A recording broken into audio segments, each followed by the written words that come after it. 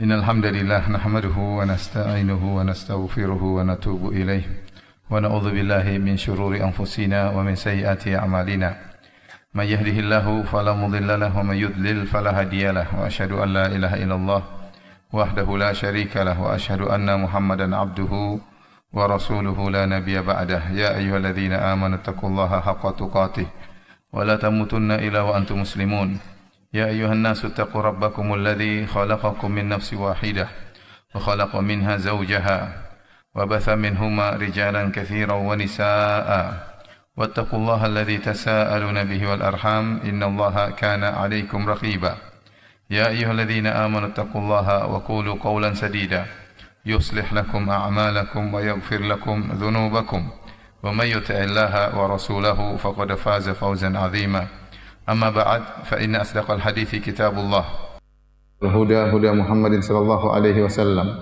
وشر الأمور محدثاتها وكل محدثة بدعة وكل بدعة ضلالة وكل ضلالة في النار.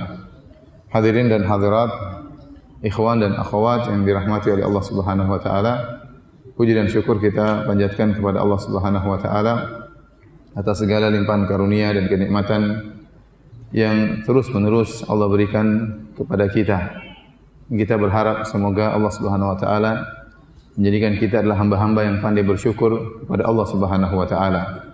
Jangan menjadi seorang hamba yang hanya mengingat keburukan, mengingat musibah dan lupa dengan sekian banyak kenikmatan yang Allah berikan kepada kita. Ya. Sebagaimana Allah Subhanahu wa taala sebutkan tentang sifat manusia, innal insana li rabbih lakanud. Ya. Sungguhnya manusia itu sering berkeluh kesah kepada Rabb-nya. Kata Al-Hasan Al-Basri, yadhkuru al-masa'ib wa yansa ni'am. Yang kerjaannya hanyalah mengingat musibah-musibah dan lupa dengan kenikmatan-kenikmatan. Betapa banyak di antara kita tatkala terkena kesusahan, kesulitan, maka dia pun lupa dengan berbagai macam kenikmatan yang Allah berikan kepada dia. Ya. Maka seorang hamba yang beriman kepada Allah selalu ingat bahwasanya nikmat yang Allah berikan kepada dia sangatlah banyak, tidak ada bandingannya dengan sedikit musibah yang datang sesekali, kesulitan yang datang hanya sesekali. Salawat dan salam semoga tercurahkan selalu kepada junjungan kita Nabi Muhammad sallallahu alaihi wasallam dan juga kepada keluarganya serta seluruh sahabat beliau tanpa terkecuali. Pada kesempatan yang berbahagia ini kita akan berbicara tentang kisah salah seorang kekasih Allah, Nabiullah Nuh alaihissalam. Yang Nabi Nuh alaihissalam kisahnya mendapat porsi besar dalam Al-Quran. Makanya Allah ulang-ulang kisah Nabi Nuh alaihissalam dalam banyak surat. Hampir 10 surat Allah ulang-ulangi kisah Nabi Nuh alaihissalam. Di antaranya surat Al-A'raf, di antaranya surat Yunus, surat Hud, ya. Di antaranya surat Al-Mu'minun, ya. Di antaranya surat Al-Qamar, di antaranya surat Nuh, ya. Jadi Allah ulang-ulangi kisah Nabi Nuh. Bahkan satu surat khusus spesial tentang Nabi Nuh yang disebut dengan surat Nuh alaihissalam. Kenapa diulang-ulang oleh Allah Subhanahu wa taala? Ini menunjukkan bahwasanya mengenali cerita tentang kisah Nabi Nuh adalah perkara yang sangat penting. Bahkan surat Nuh sendiri adalah surat Makkiyah. Namanya surat Makkiyah itu surat yang turun sebelum Nabi berhijrah ke kota Madinah. Kenapa? Karena waktu Nabi di kota Mekah sebelum Nabi berhijrah, kondisi dakwah sangat sulit. Ya, para sahabat intimidasi, sebagian mereka disiksa, sebagian mereka dibunuh, ya. Sehingga akhirnya mereka harus berhijrah di kemudian hari. Maka Allah turunkan kisah Nabi Nuh alaihissalam kepada Nabi Muhammad SAW agar Nabi Muhammad bersabar. Sungguhnya apa yang dialami oleh Nabi Muhammad dan para sahabatnya ya tidak lebih susah daripada yang pernah dihadapi oleh Nabi Nuh dan orang-orang beriman bersamanya. Ya. Dan ini menjadikan Nabi lebih bersabar, menghibur hati Nabi SAW. Oleh karenanya Allah berfirman, wa kullan naqussu 'alaika min anba'ir rusuli ma nuthabbitu bihi fuadak. Dan kami kisahkan cerita-cerita para rasul yang cerita-cerita tersebut bisa menegarkan hatimu wahai Muhammad. Jadi sengaja Allah kisahkan kepada Nabi Muhammad sallallahu alaihi wasallam kisah para anbiya, di antaranya kisah Nabi Nuh alaihi salam, agar Nabi sallallahu alaihi wasallam lebih tegar hatinya bahwasanya apa yang dialami oleh beliau bukanlah cerita baru tapi sudah cerita lama yang selalu dialami oleh para nabi-nabi sebelum beliau alaihi wassalatu wassalam. Dan Nabi Nuh alaihi salam ya mengalami ujian yang sangat luar biasa ya. Makanya Muhammad bin Ishaq rahimahullahu taala pernah berkata, "Lam yalqa nabiyyun min qaumihi minal adza mithla ma laqiyahu Nuh alaihi salam illa nabiyyan qutil." Ya, kata dia tidak ada seorang nabi pun yang mendapati ujian dari kaumnya, gangguan dari kaumnya seperti gangguan yang dialami oleh Nabi Nuh dari kaumnya. Artinya di antara umat-umat yang paling parah, di antara umat-umat para anbiya yang paling parah umatnya Nabi Nuh dalam hal memberi gangguan kepada para nabi ya. Nanti kita akan dapati bagaimana parahnya kaum Nabi Nuh alaihissalam ya. Dan Nabi Nuh alaihissalam berdakwah bukan sebentar, dia berdakwah selama 950 tahun. Jadi kata Allah Subhanahu wa taala, "Laqad arsalna Nuhan ila qaumihi falabitha fihim alfasanatin illa khamsina ama fa akhadhahumut tufan wa hum zalimun." Kata Allah Subhanahu wa taala, sungguh kami telah mengutus Nuh kepada kaumnya, kemudian dia berdakwah di kaumnya selama 950 tahun. Kemudian kaumnya pun disiksa dan diazab dengan banjir yang sangat besar karena mereka berbuat zalim ya. Jadi Nabi Nuh itu berdakwah sangat panjang, 950 tahun dengan gangguan dari kaum yang sangat luar biasa ya. Kita di sini ingin menceritakan kisah Nabi Nuh cuma 1,5 jam mungkin ya. Kalau mau diceritakan 950 tahun terlalu panjang ya. Jadi kita ringkas aja 1,5 jam ya. Hadirin hadirat yang dirahmati oleh Allah Subhanahu wa taala, Nabi Nuh memiliki beberapa ya keistimewaan. Yang pertama, Nabi Nuh alaihissalam ya memiliki umur yang sangat panjang ya. Dan demikianlah orang-orang terdahulu umur mereka sangat panjang-panjang ya. Disebutkan Nabi Nuh alaihissalam diangkat menjadi seorang rasul, umurnya ada yang mengatakan 50 tahun, ada yang mengatakan 40 tahun sebagaimana nabi-nabi yang lain, ada yang mengatakan tatkala umurnya 250 tahun, ada yang mengatakan tatkala umurnya 350 tahun baru diangkat menjadi seorang rasul. Setelah itu dia berdakwah selama berapa tahun? 950 tahun. Setelah itu terjadi banjir besar membinasakan seluruh orang-orang kafir. Setelah semuanya meninggal, maka Nabi Nuh masih hidup lagi setelah itu. Ada yang mengatakan 60 tahun, ada yang mengatakan 480 tahun. Intinya total umur Nabi Nuh berapa? Taruhlah diangkat jadi Nabi umur 50. Kita ambil yang paling ringan, yang paling rendah 50 tambah 950 kemudian tambah 60. Jadi berapa? 1060 tahun. Lumayan. Coba kalau kita ambil pendapat yang lain, jadi Nabi 350 tahun. Kemudian berdakwah 950 tahun. Jadi berapa itu? Berapa antum hitung juga berapa? 1300. Terus tambah 480. Berarti berapa? 1780 tahun. Luar biasa ya. Jadi umur yang sangat panjang ya. Jadi memang gennya dahulu begitu.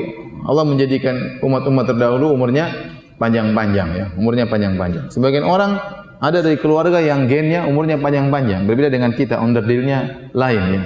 Mereka memang umurnya panjang-panjang ya. Saya pernah berdakwah di Jakarta di satu gang namanya Gang Haji Daiman ya. Orang Betawi ya.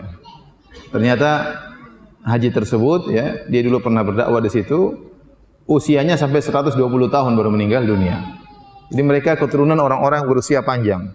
Waktu saya ngisi pengajian di pengajian cucunya ya.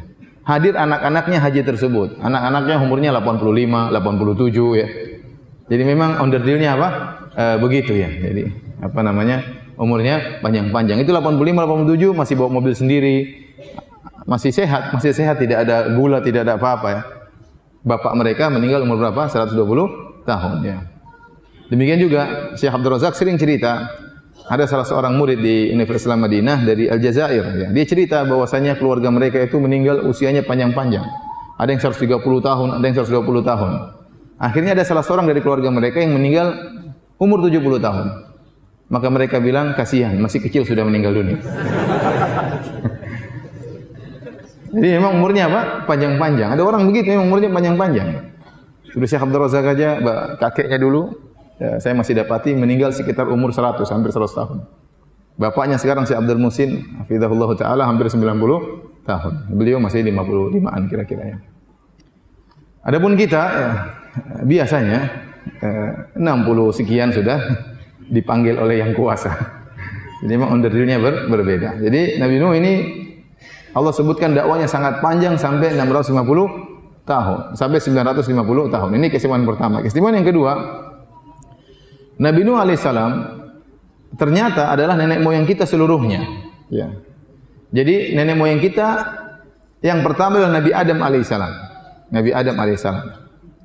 Beliau adalah Abul Bashar. Kemudian nenek moyang kedua adalah Nabi Nuh alaihissalam. Ya. Tolong merapat ya, tolong merapat. Ada yang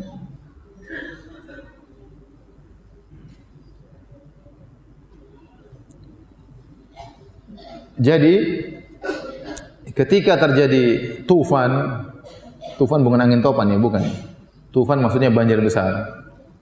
Maka seluruh manusia meninggal di atas muka bumi, yang tersisa hanyalah Nabi Nuh dan orang-orang yang Allah selamatkan, ashabus safina, yang ada berada di atas kapal, di atas bahtera. Dan jumlah mereka cuma sedikit. Wa ma amana ma'ahu illa qalil. Kata Allah, yang beriman bersama Nabi Nuh cuma sedikit, sekitar 80 orang. Ada yang mengatakan, bahkan sebagian pendapat mengatakan hanya 8 orang, ada yang mengatakan cuma 7 orang. Ya, ada khilaf di kalangan para ahli sejarah. Tapi pendapat banyak dikatakan jumlah mereka 80 orang. Ya. Dari orang-orang bersama Nabi Nuh, Nuh juga di atas kapal tersebut, dia bersama 3 putranya, yaitu Sam, Ham, dan Yafith. Ya. Nabi Nuh punya anak 4, Sam, Ham, Yafith, dan Yam. Yam disebut dengan Kanaan. Yam ini yang anaknya kafir yang tenggelam. Disebut oleh ahli sejarah dengan Yam, orang-orang ahlul kitab mengatakan Kanaan. Maka tatkala mereka diselamatkan oleh Allah Subhanahu wa taala, seluruhnya tidak punya anak keturunan, atau anak keturunan mereka meninggal, tidak berlanjut. Yang berlanjut anak keturunannya cuma anak keturunan Nabi Nuh alaihissalam. Dalilnya apa? Allah berfirman dalam Al-Qur'an, wa ja'alna dzurriyyatahu humul baqin. Kata Allah, kami jadikan anak keturunan Nabi Nuh itulah yang tersisa. Itulah yang tersisa di atas muka bumi ini. Jadi kita semua ini adalah keturunan Nabi Nuh alaihissalam. Sebagaimana kita semua ini adalah keturunan Nabi Adam alaihissalam. Dan Nabi Nuh anaknya yang hidup 3 orang, Sam, Ham, dan Yafith. Sam disebut dengan Abul Arab, seluruh orang-orang Arab keturunan Sam. Kemudian Ham, kata sebagian mereka mengatakan Abu Rum, seluruh orang-orang Romawi keturunan Ham. Jadi orang-orang Eropa semua keturunan apa? Ham. Orang-orang Arab semua keturunan Sam. Yafith adalah keturunan orang-orang Habasyah, Ethiopia, orang-orang Sudan, semuanya keturunan apa? Yafith. Nah, antum saya enggak tahu keturunan yang mana. Tapi salah satu daripada 3 ini ya. Ya, dari 3 ini beranak pinak akhirnya muncullah antum-antum ini ya. Jadi karena kita tahu Nabi Nuh alaihissalam adalah nenek moyang kita bersama ya, maka sebenarnya kita harusnya tertarik mendengar cerita tentang nenek moyang kita. Karena kita bercerita tentang leluhur kita bersama, dialah Nuh alaihissalam. Ini keistimewaan berikutnya dari Nabi Nuh. Keistimewaan yang lain dari Nabi Nuh alaihissalam, ya, Allah sebutkan Nabi Nuh alaihissalam diberi pujian oleh Allah dengan pujian abdan syakura, hamba yang pandai bersyukur. Kata Allah Subhanahu wa taala, "Dzurriyyata man hamalna ma'a Nuh, innahu kana 'abdan syakura." Dialah Nuh abdan syakura, hamba yang pandai bersyukur. Dan ini diketahui oleh manusia kelak pada hari kiamat tatkala di padang mahsyar. Sebagaimana dalam hadis Asy-Syafa'ah Al-Uzma, hadis yang masyhur, tatkala di hari kiamat kelak, tatkala manusia dibangkitkan di padang mahsyar dengan jarak matahari 1 mil, maka keringat mereka bercucuran, mereka dalam kondisi kepayahan, mereka menanti-nanti kapan Allah datang untuk memulai persidangan. Dan inilah kondisi yang sangat berat. Ya, ibarat seorang mau disidang, sekelompok orang mau disidang, tetapi ruang persidangan masih ditutup. Mereka disuruh tunggu di luar sementara matahari sangat panas. Maka mereka ingin segera dimulai persidangan. Maka datanglah manusia dengan penuh kepayahan dan kesulitan menuju kepada Nabi Adam alaihissalam. Kemudian mereka mengatakan, "Ya Adam, anta abul bashar. Khalaqakallahu biyadaihi wa asjada laka malaikatahu askanakal jannah." Wahai Adam, engkau adalah nenek moyang manusia. Manusia yang pertama adalah engkau. Allah ciptakan engkau dengan kedua tangannya. Allah menyuruh malaikat untuk sujud kepadamu. Allah menempatkan engkau di surga. Ya. Kemudian kata mereka, "Ama tara ma nahnu fi wa ma balaghana." Tidakkah kau lihat bagaimana kondisi kami di padang mahsyar ini? Tidakkah kau lihat kepayahan yang kami rasakan? Ala tashfa lana ila rabbik. Tidakkah kau beri syafaat bagi kami di sisi Rabbmu? Maka Nabi Adam alaihissalam kemudian berkata, "Inna rabbi qad ghadiba al-yawma ghadaban lam yaghdab mithlahu qablahu wala ba'dahu." Sungguhnya Rabbku hari ini sedang sangat murka. Tidak pernah Allah murka sebelumnya seperti ini dan Allah tidak akan murka setelahnya seperti ini. Wa qad nahani 'an syajarah, dan sungguhnya ya Allah telah melarangku untuk mendekati sebuah pohon dan aku mendekati dan melanggar larangan Allah Subhanahu wa taala. Jadi Adam alaihissalam minta uzur, tidak bisa memberi syafaat karena dia pernah melakukan kesalahan. Adam berkata, "Nafsi nafsi." Jiwaku, jiwaku, diriku juga butuh syafaat, bukan kalian saja, saya juga butuh syafaat. Nabi Adam berkata, "Idhabu ila ghairi." Pergilah kepada nabi yang lain. "Idhabu ila Nuh." Kata Adam, pergilah kalian kepada Nabi Nuh. Ya. Orang-orang pun meninggalkan Nabi Adam di padang mahsyar, maka mereka berjalan menuju kepada Nabi Nuh alaihissalam. Kemudian mereka bertemu dengan Nabi Nuh. Mereka berkata, "Ya Nuh, anta awalur rusuli ila ahli al-ard." Engkau adalah rasul yang pertama yang Allah utus ke atas muka bumi. Wa qad sammaka Allahu 'abdan syakura, dan Allah telah menamakan engkau dengan hamba yang pandai bersyukur. Jadi mereka tahu keistimewaan Nabi Nuh. Sammaka Allahu 'abdan syakura, Allah telah menamakan engkau dengan hamba yang pandai bersyukur. Ala tara ma nahnu fi, tidakkah kau lihat bagaimana kondisi kami, wa balagana, kesulitan yang kami hadapi. Ala tasfa' lana ila rabbik, tidak kau beri syafaat bagi kami di sisi Rabbmu. Nabi Nuh sama mengatakan, Rabbku sedang murka, tidak pernah murka seperti ini sebelumnya dan tidak akan murka seperti sesudahnya. Kemudian Nabi Nuh berkata, "Nafsi, nafsi, jiwaku juga butuh syafaat, jiwaku juga butuh syafaat. Idhabu ila ghairi." Pergilah kepada nabi yang lain. Nabi Nuh menolak untuk memberi syafaat. Akhirnya mereka pergi kepada Nabi Ibrahim. Nabi Ibrahim juga menolak. Mereka pergi kepada Nabi Musa. Nabi Musa menolak. Mereka pergi ke Nabi Isa. Nabi Isa menolak sampai akhirnya pergi kepada Nabi Muhammad sallallahu alaihi wasallam. Kemudian Nabi Muhammad sujud di bawah arsy, sujud yang lama memuji Allah Subhanahu wa taala, memuji Allah. Kemudian Allah berkata, "Ya Muhammad, irfa' ra'sak wasal tu'ta washfa'tu syaffa'." Wahai Muhammad, angkatlah kepalamu dari sujudmu. Mintalah kepada Allah akan dikabulkan. Berilah syafaat, kau akan diberi syafaat. Itu yang disebut dengan maqamah mahmudah. Intinya, manusia pada hari kiamat kelak tahu Nabi Nuh. Di antara pujian Allah kepada Nabi Nuh, abdan syakura, hamba yang pandai bersyukur. Padahal Nabi Nuh alaihissalam, kalau kita lihat sejarahnya nanti, ya, Nabi Nuh bukan orang paling kaya. Nabi Nuh hidup dengan kesulitan. Nabi Nuh tiap hari dicaci maki oleh umatnya. Selalu diuji dengan ujian yang sangat berat. Tadi kata siapa? Muhammad bin Ishaq. Tidak ada seorang Nabi pun yang diuji seperti ujiannya Nabi Nuh dari kaumnya, kecuali Nabi yang terbunuh, ada Nabi yang terbunuh. Ya, tetapi selain itu, Nabi yang paling berat diuji oleh kaumnya adalah Nabi Nuh alaihissalam. Meskipun ujian berat dia hadapi selama 950 tahun, tapi ternyata dia adalah hamba yang pandai bersyukur. Seharusnya kalau kita kasih gelar, dia adalah hamba yang bersabar, lebih cocok. Seharusnya kalau dikasih gelar hamba yang bersabar lebih cocok. Tapi ternyata Nabi Nuh mencapai tingkatan yang lebih tinggi. Dia bukan cuma pandai bersabar, bahkan dia pandai apa? Bersyukur di tengah-tengah kesulitan yang dia hadapi. Dia pandai bersyukur di tengah-tengah kesulitan dan ujian yang luar biasa yang dia hadapi. Ini di antara keistimewaan Nabi Nuh alaihissalam. Dan Nabi Nuh alaihissalam, kenapa dikatakan hamba yang pandai bersyukur? Maka ada beberapa pendapat di kalangan para ulama. Di antaranya, Nabi Nuh alaihissalam lisannya selalu memuji Allah Subhanahu wa taala. Setiap dia dapat kenikmatan selalu dia memuji Allah, alhamdulillah. Kalau dia makan makanan dia memuji Allah. Kalau dia minum minuman dia memuji Allah. Kalau dia pakai baju dia memuji Allah Subhanahu wa taala. Maka Allah mengatakan dialah hamba syakuran, abdan syakuran, hamba yang senantiasa bersyukur. Selalu mengingat kebaikan Allah Subhanahu wa taala. Ujian berat yang dia hadapi seakan-akan terlupakan. Itulah Nabi Nuh alaihissalam. Ya.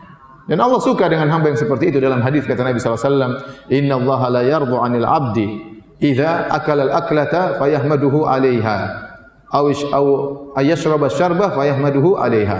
Allah sungguh ridha, suka kepada seorang hamba kalau dia makan makanan lantas dia memuji Allah. Kalau dia minum minuman maka dia memuji Allah. Ya, makanya di antara sunnah kalau kita setelah makan, setelah minum kita baca doa, alhamdulillahilladzi at'amani hadzal ta'am min ghairi haulin minni wala quwwah. Ya, segala puji bagi Allah yang telah menganugerahkan kepadaku makanan ini atau minuman ini tanpa ada daya upaya dariku.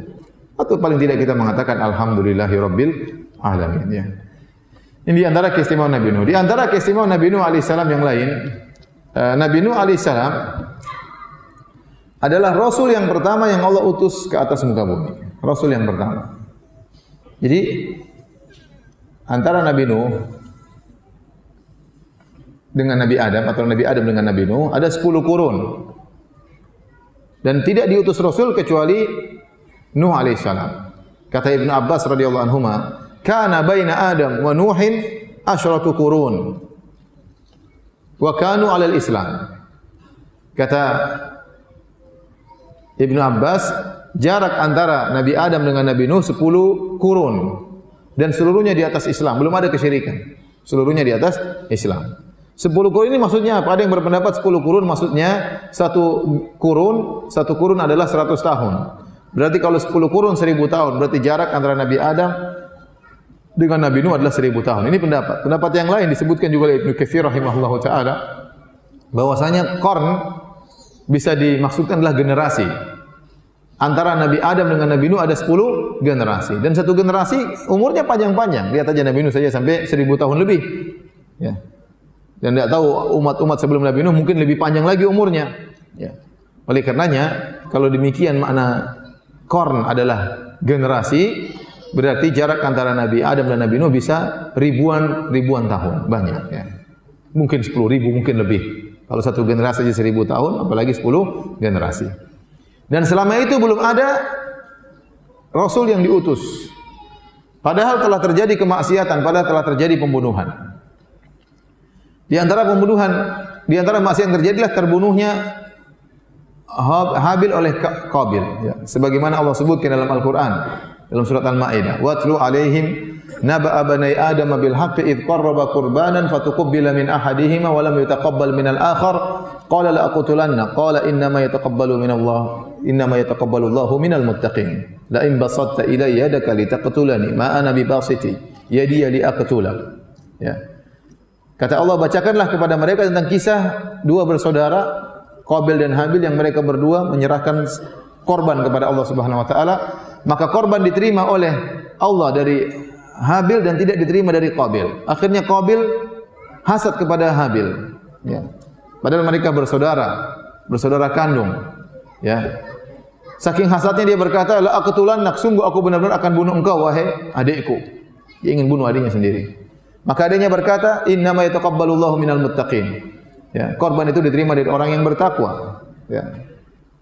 Akhirnya kata dia, la in basatta ilayya yadaka litaqtulani. Kalau kau ingin membunuhku, aku tidak akan membalas. Silakan bunuh aku. Akhirnya kakaknya bunuh dia. Ini antara maksiat yang terjadi setelah Nabi Adam tiada, ternyata kakak membunuh adiknya. Berarti maksiat pembunuhan sudah terjadi. Dan mungkin ada maksiat-maksiat yang lain. Ada mungkin pemerkosaan atau ada perzinahan atau ada pencurian, pembunuhan saja terjadi. Tetapi selama ribuan tahun tersebut Allah belum mengutus seorang rasul. Kapan seorang rasul diutus oleh Allah? Tatkala muncul kesyirikan. Dan kesyirikan yang pertama kali terjadi di alam semesta adalah kesyirikan yang terjadi di zaman kaumnya Nabi Nuh alaihissalam. Maka saat itulah Allah mengutus Nabi Nuh alaihissalam. Apa kata Allah Subhanahu wa taala menceritakan tentang perkataan kaum Nabi Nuh dalam surat Nuh? Kata Allah, wa qalu la tadharunna alihatakum wa la tadharunna waddan wa la suwa'an wa la yaghutha wa ya'uqa wa nasra wa qad adallu katsira. Para kaum Nabi Nuh saling mengingatkan di antara mereka untuk bersabar menyembah tuhan-tuhan mereka. Jadi bersabar dalam kesyirikan, sabar menyembah syirik. Kata mereka, jangan sekali-sekali kalian meninggalkan Wat, Suwa, Yaguth, Ya'uq, Nasr. 5 Tuhan kita ini jangan ditinggalkan. Sembah terus 5 Tuhan kita ini. Jadi mereka sering mewasiatkan. Nah, siapakah 5 orang ini? Dijelaskan oleh Ibnu Abbas radhiyallahu anhu dalam Sahih Al-Bukhari, ya. Ibnu Abbas berkata, "Haula'i asma'u rijalin salihin min qaumi Nuh." Ini 5 orang inilah nama orang-orang soleh di zaman Nabi Nuh alaihissalam. Falamma matu, tatkala 5 orang soleh ini meninggal dunia, auha syaitan ila qaumihi, maka syaitan memberi wahyu, membisikkan kepada kaum Nabi Nuh, anin sabu ila majalisihim allati kanu yajlisuna fiha ansaba wa sammuha bi asma'ihim. Kata syaitan ingin menggoda manusia, menjerumuskan kepada kesyirikan, tapi syaitan melalui tahapan. Tahapan pertama disuruh bangun dulu patung-patung. Kata syaitan, bangun patung-patung di tempat biasa mereka duduk-duduk bermajelis, kemudian namakan patung-patung tersebut dengan nama-nama orang-orang saleh tersebut. Tujuannya apa? Agar termotivasi orang kalau lihat patung orang saleh tersebut semangat beribadah, ingat ketakwaan mereka, memotivasi masyarakat untuk beribadah kepada Allah. Fa fa'alu wa lam tu'bad, maka mereka pun bangun patung-patung, mereka namakan dengan nama-nama orang saleh tersebut, namun patung-patung tersebut belum disembah. Kapan disembah? Tahapan berikutnya oleh syaitan. Falamma halaka ulaik wa nusiyal ilmu ubidat. Tatkala generasi pertama yang membangun patung-patung tadi meninggal dunia, muncul generasi-generasi berikutnya, dan generasi-generasi berikutnya tidak tahu tujuan dibangun patung ini untuk memotivasi. Datang syaitan lagi mewahyukan bahwasanya patung-patung ini disembah, dan kalau disembah akan mendatangkan maslahat-maslahat. Akhirnya disembahlah patung-patung tersebut. Demikian cara syaitan menggoda manusia. Jadi ternyata kesyirikan pertama kali terjadi di alam semesta adalah di zaman Nabi Nuh alaihissalam. Sehingga Allah pun mengutus Nabi Nuh alaihissalam. Dan ternyata sebab terjadi kesyirikan di alam semesta adalah karena mengkultuskan orang-orang soleh. Mengkultuskan orang-orang soleh, berlebih-lebihan, gulu fi salihin, berlebih-lebihan terhadap orang-orang soleh. Dan ini yang telah disebutkan oleh Ibnu Hajar rahimahullah bahwasanya sebab utama terjadi kesyirikan di alam semesta ini adalah terlalu berlebih-lebihan kepada orang soleh. Dan ini benar. Ya, kalau kita berbicara tentang berbagai macam kesyirikan di alam semesta adalah sebabnya karena bersikap mengkultuskan orang-orang soleh. Contoh kaum Nabi Nuh, siapa? Wad, Suwa, Yaguth, Ya'uq, Nasr. Ini orang soleh. Dikultuskan, akhirnya lama-lama disembah. Contoh kesyirikan terjadi di zaman Nabi Muhammad SAW. Siapa yang disembah? Di antara yang disembah adalah Lata. Dan Lata ini kata Ibnu Abbas dalam Sahih Al-Bukhari juga, kana yalitu sawiqa lil hujjaj. Dia adalah orang yang soleh, yang dahulu waktu masih hidup sering membuat adonan makanan dibagi-bagikan kepada jemaah haji, gratisan. Dia bagi makan kepada jemaah haji. Tatkala dia meninggal, maka dibangunlah patung di atas kuburannya, akhirnya disembah. Lihat, orang soleh juga. Waktu mereka masih hidup, Lata waktu masih hidup belum disembah. Wat, Suwa, Yaguth, Ya'uq, Nasr waktu masih hidup juga belum disembah. Kapan mereka disembah? Tatkala sudah meninggal dunia. Syaitan menggoda, akhirnya mewahyukan, akhirnya disembah setelah mereka meninggal dunia. Contoh lain, contohnya Nabi Isa alaihissalam. Nabi Isa alaihissalam, orang yang sangat soleh, Nabi yang sangat soleh. Waktu dia masih hidup tidak ada yang menyembah Nabi Isa alaihissalam. Tidak ada dari hawariyin, dari sahabat-sahabat Nabi Isa yang menyembah Nabi Isa alaihissalam. Kapan Nabi Isa disembah? Tatkala diangkat oleh Allah, baru kemudian disembah. Setelah dia tiada, baru disembah oleh orang-orang Nasara yang jumlah mereka sekarang miliaran. Jumlah mereka sekarang apa? Miliaran. Di atas kesyirikan yang disebut oleh Allah ad-dhalin, orang-orang yang sesat. Kita bicara tentang Buddha, Siddhartha Gautama. Waktu dia masih hidup belum disembah. Tidak ada sahabat-sahabat Buddha yang menyembah Buddha. Apalagi para tabi'in dari tidak ada yang menyembah Buddha. Ya. Oleh karenanya ada risalah S3 disertasi di Universitas Islam Madinah yang tulis orang Thailand, kakak kelas saya. Ya. Dia tulis tentang hakikat dari agama Buddha. Dia sebutkan waktu Buddha masih hidup berdasarkan literatur sejarah tidak ada yang menyembah Nabi Buddha, tidak ada yang menyembah Buddha. Dan Buddha tidak pernah mengaku sebagai Tuhan, dan dia tidak pernah menciptakan pohon, tidak pernah menciptakan hewan. Dia hanyalah orang bijak yang menyampaikan nasihat-nasihat yang indah. Waktu dia masih hidup tidak ada yang sembah. Tatkala dia sudah meninggal baru apa? Baru disembah. Baru disembah oleh kaumnya, ya. Dan demikianlah kesyirikan-kesyirikan yang ada. Ya. Banyak wali-wali yang disembah, sunan-sunan disembah, didatangi, dimintai doa dan macam-macamnya, berdoa meminta kepada penghuni kubur setelah mereka meninggal dunia. Setelah mereka meninggal dunia. Oleh karena dari sini kita tahu kenapa Nabi sallallahu alaihi wasallam sangat keras dalam masalah kuburan. Karena Nabi melarang segala sarana-sarana yang bisa mengantarkan kepada pengkultusan terhadap orang soleh yang akhirnya disembah. Ya, maka Nabi SAW melarang kuburan ditinggikan.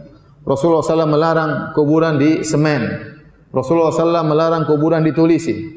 Rasulullah SAW melarang kuburan dikasih lampu.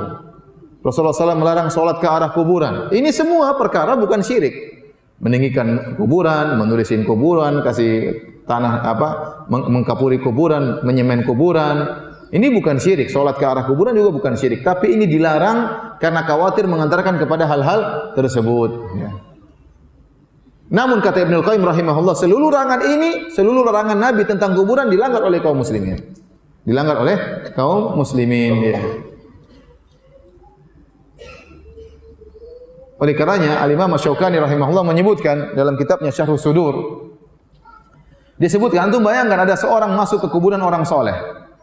Kemudian kuburan ini ternyata tinggi, ditinggikan. Kemudian dilapisi dengan sitar, dengan kain, ditulis tulisan kaligrafi. Kemudian dikasih dupa-dupa, kemudian dikasih lampu. Ya, kemudian ada orang baca Quran sekitarnya. Tatkala orang datang, apa perasaan dia? Ini jangan-jangan mayat ini bisa beri manfaat, bisa beri mudarat. Timbul keyakinan tersebut muncul dengan sendirinya, apalagi orang-orang awam. Akhirnya para orang minta kepada penghuni kubur tersebut. Akhirnya itu kesyirikan yang dilarang. Jadi itu banyak terjadi. Banyak orang-orang datang ke kuburan kemudian minta kepada kuburan. Kalau menziarahi kuburan bagus. Menziarahi kuburan tujuannya apa? Untuk mengingat kematian, untuk mendoakan penghuni kubur. Itu tujuan ziarah kubur yang sunnah. Tujuannya untuk mengingat kematian agar kita ingat bahwasanya kita akan meninggal seperti dia. Yang kedua untuk mendoakan penghuni kubur. Sebagaimana para sahabat yang masih hidup datang ke kuburan syuhada Uhud mendoakan para syuhada Uhud. Bukan minta-minta kepada mereka. Namun ternyata syariat yang indah ziarah kuburan ini terkadang berubah. Orang-orang datang bukan mendoakan penghuni kubur, malah minta-minta kepada penghuni kubur. Terkadang ya, apalagi terkadang sangat menyedihkan, terkadang diprovokasi oleh sebagian orang-orang dai-dai yang mengatakan malah suruh ke situ, malah suruh minta-minta ke situ, menyuruh kepada kesyirikan. Ini adalah sebab terjadinya kesyirikan di alam semesta, sikap berlebih-lebihan kepada orang-orang saleh. Ya. Kemudian ikhwan dan akhwat yang dirahmati Allah Subhanahu wa taala, seluruh nabi menyeru kepada tauhid. Wa laqad ba'atsna fi kulli ummatin rasulan an ibudullaha wajtanibu taghut. Sungguh kami mengutus pada setiap umat seorang rasul yang menyeru kepada kaumnya sembahlah Allah dan jauhilah kesyirikan. Ya. Dan mengingatkan manusia dari kesyirikan itu tujuan utama para anbiya, para nabi. Kita mengingatkan manusia dari berbagai macam maksiat, dari perzinahan kita ingatkan bahaya, ya, dari perjudian, dari khamar, dari riba, tetapi mengingatkan manusia kepada kesyirikan itu sangat penting karena itu maksiat yang paling besar. Maksiat yang sangat paling besar. Ini pertama, syirik adalah maksiat yang paling besar. Yang kedua, maksiat itu masih terjadi, kesyirikan masih ada di zaman kita. Masih ada atau tidak? Masih banyak. Masih banyak orang menyembelih kepada selain Allah, masih banyak orang menyembelih kepada jin, masih banyak orang pakai jimat, masih banyak orang pergi ke dukun. Dukunnya saja masih banyak. Dukun masih banyak atau tidak? Masih banyak. Masih banyak orang pergi ke kuburan-kuburan wali minta-minta ke situ. Masih banyak. Masih banyak, bukan tidak ada, masih banyak. Dan banyak orang melakukan kesyirikan, mereka tidak tahu kalau itu syirik. Ini jadi masalah. Kalau orang berzina mereka tahu itu dosa, mereka tahu itu zina. Kalau orang minum khamar mereka tahu itu dosa. Kalau orang makan riba mereka tahu itu dosa.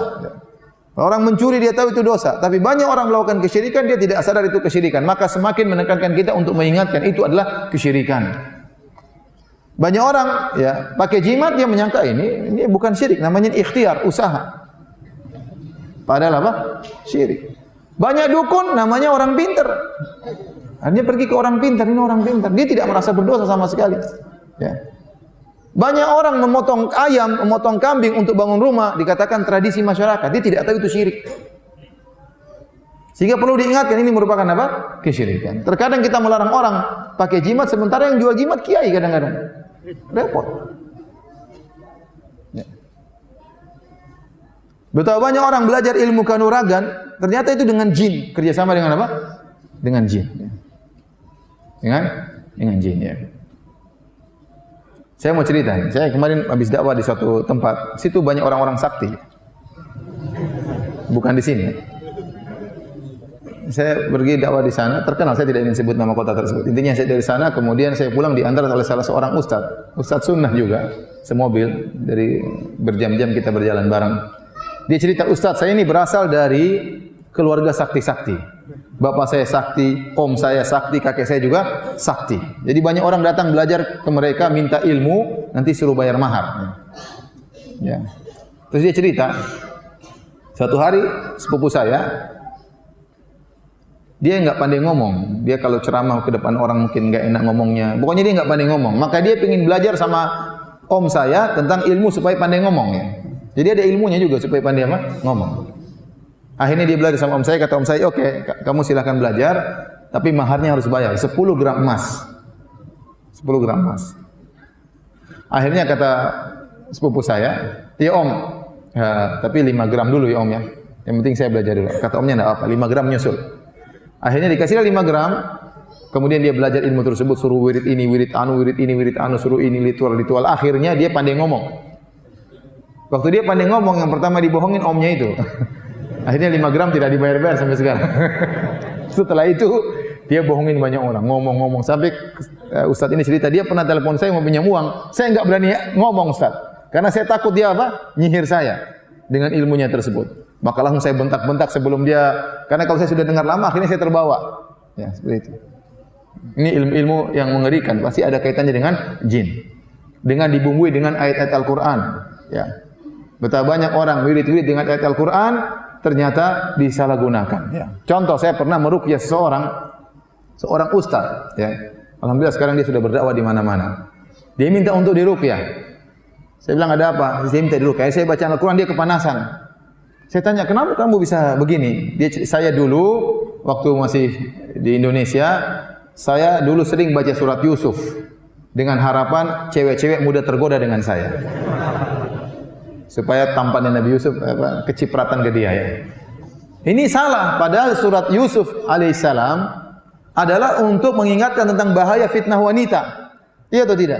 Nabi Yusuf digoda oleh wanita dan Nabi Yusuf bisa selamat. Ini malah digunakan untuk bisa nggayat apa?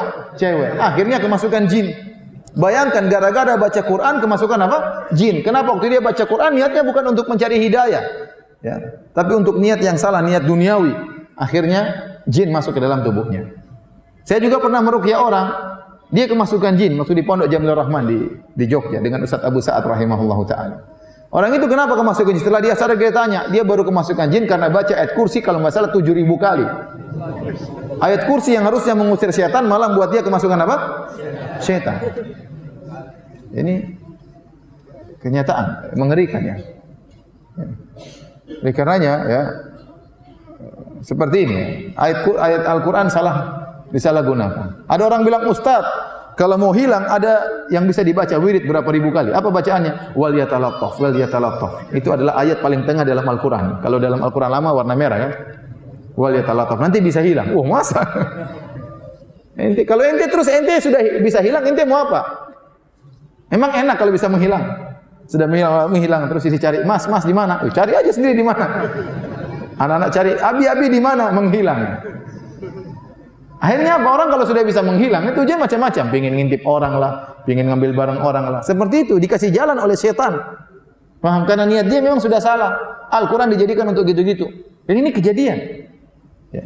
Tadi seperti itu, untuk bisa ngomong, pakai wirid-wirid. Tapi sudah niatnya keliru. Niatnya keliru. Ya. Sama ada Ustadz ini punya kakak. Ustadz sunnah juga. Dia mondok di salah satu pondok sunnah di Jawa. Dan beberapa preman-preman datang ke situ mengancam-ngancam. Akhirnya dia jengkel, dia pulang ke kotanya, dia ambil keris atau pedang atau pisau dari kakeknya. Kakeknya kan sakti. Dia bawa pisau tersebut, dia bawa ke pondok. Akhirnya pada waktu malam ada preman-preman terus datang mengganggu dia, dan preman tersebut dari kota yang sama. Dari kota dia. Maka dia jengkel, dia keluarkan, "Nih, pedang kakek saya, siapa yang berani maju? Saya ambil dari kampung." Oh, mereka takut. Karena sesama yang punya ilmu begitu biasanya tahu, oh ini jinnya gede nih. Ini sakti gitu.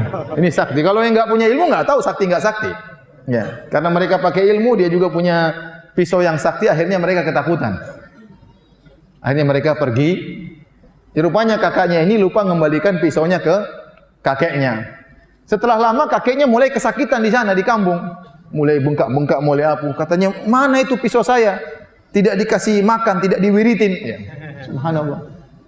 Begitu seperti itu. Jadi maksud saya banyak hal-hal yang merupakan kesyirikan yang orang tidak sadar kalau itu apa?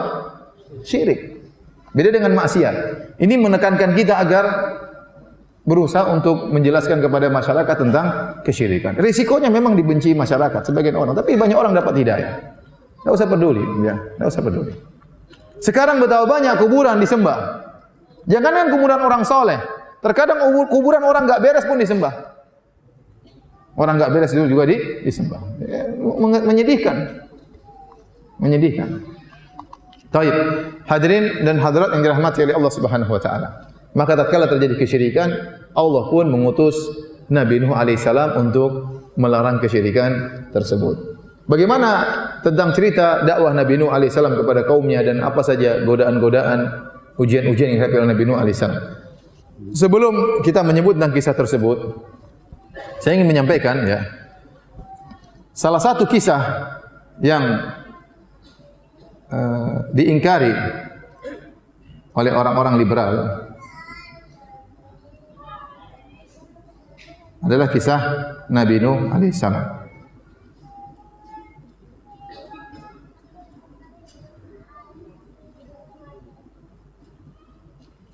Orang-orang liberal menganggap kisah-kisah dalam Al-Quran itu adalah kisah-kisah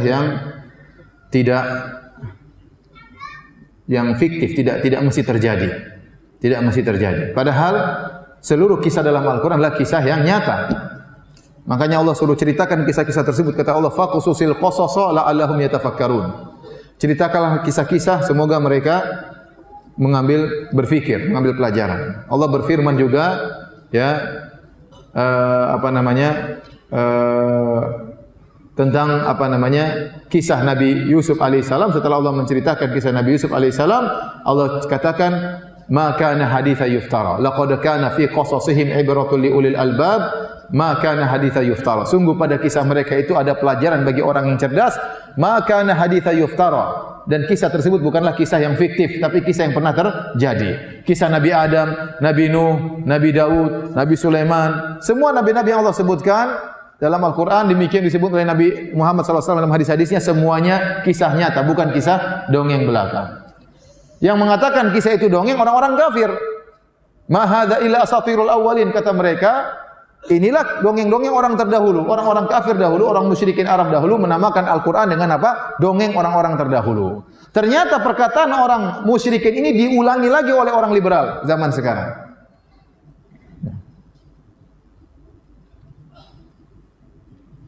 Dalam sebuah tulisan yang berjudul "Perspektif Lain Atas Kisah atau Dongeng dalam Quran". Bayangkan. Judulnya "Perspektif Lain atau Kisah atau Dongeng dalam Al-Quran". Saya nimbrung diskusi sedikit ya, karena tema soal kisah dalam Quran ini menarik untuk dibicarakan. Pertanyaan pertama, apakah kisah-kisah dalam Al-Quran itu semua secara faktual pernah terjadi? Dia mengatakan Quran tidak terlalu peduli dengan faktualitas cerita-cerita itu. Yang penting adalah moral atau pesan yang hendak dihantarkan melalui kisah tersebut. Dia berkata lagi, menurut saya penggambaran tentang Tuhan dalam Quran itu jujur saja ya, harus diakui masih dipengaruhi perspektif agama Yahudi. Maksud saya begini, kata dia, kalau kita telah kisah-kisah dalam Quran ada pola demikian. Nuh, Nabi datang, berdakwah, lalu masyarakat menolak, bahkan memusuhi. Ujung ceritanya Tuhan marah, mengirim azab. Azab yang buat saya paling mengerikan adalah banjir Nuh. Di antara yang dia ingkari kisah Nabi Nuh alaihissalam. Azab ini secara nurani dan akal sehat sangat mengganggu. Jadi kisah Nabi Nuh tidak sesuai, menurut dia tidak sesuai dengan akal sehat. Menyelisih nurani dia. Kita bilang akal dia yang sakit, nurani dia yang enggak beres, paham? Ini dia bilang beraninya. Apakah benar hanya karena masyarakat menolak dakwah Nabi Nuh, Tuhan marah besar dan mengirim banjir yang melanda seluruh bumi? Dia tidak tahu ini masyarakat kurang ajar, 950 tahun mengejek Nabi.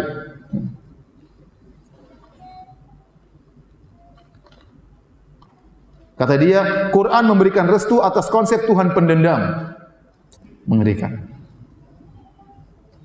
Dia juga punya makalah judulnya Al-Quran dan Spider-Man. Mengerikan. Dia membandingkan antara cerita dalam Al-Quran dongeng Spider-Man dan film-film Hollywood lainnya dengan kisah dalam Al-Quran. Jadi menurut logika tokoh liberal ini, ya, bahwasanya kisah-kisah dalam Al-Quran itu enggak nyata. Allah hanya ingin menyampaikan pesan moral dalam kisah-kisah tersebut. Contoh ibarat seperti seorang ibu ingin mengajarkan kecerdikan atau kecerdasan kepada anaknya, sebelum tidur ibu tersebut cerita tentang kisah kancil dan buaya. Yang kisah tersebut tidak pernah terjadi, tetapi ada pesan yang ingin disampaikan. Paham? Paham tidak?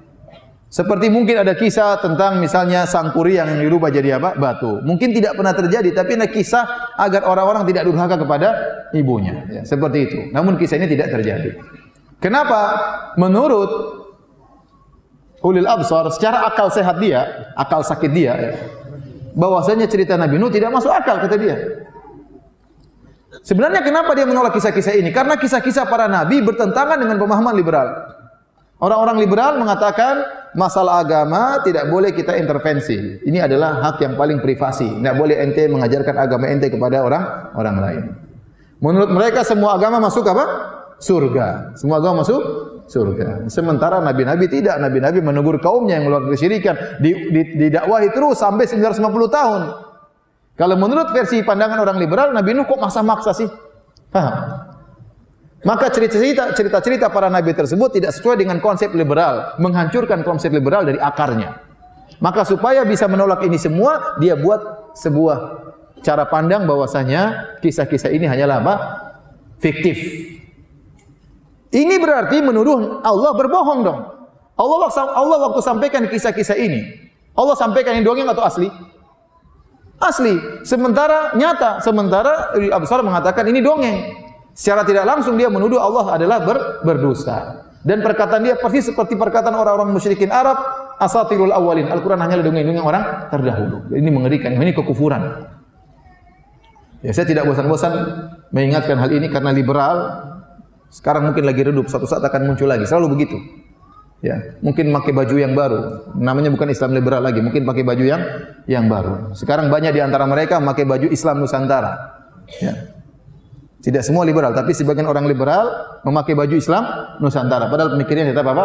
Liberal. Memanfaatkan suatu nama untuk menggolkan kembali pemikiran liberal yang mulai redup. Ya. Dan mereka ini dai-dai yang rusak. Ya. Hati-hati. Taib. Hadirin dan hadirat yang dirahmati oleh Allah Subhanahu wa taala. Kita ceritakan tentang kisah Nabi Nuh alaihissalam. Allah menyebut kisah Nabi Nuh dalam banyak surat, di antaranya dalam surat Al-A'raf.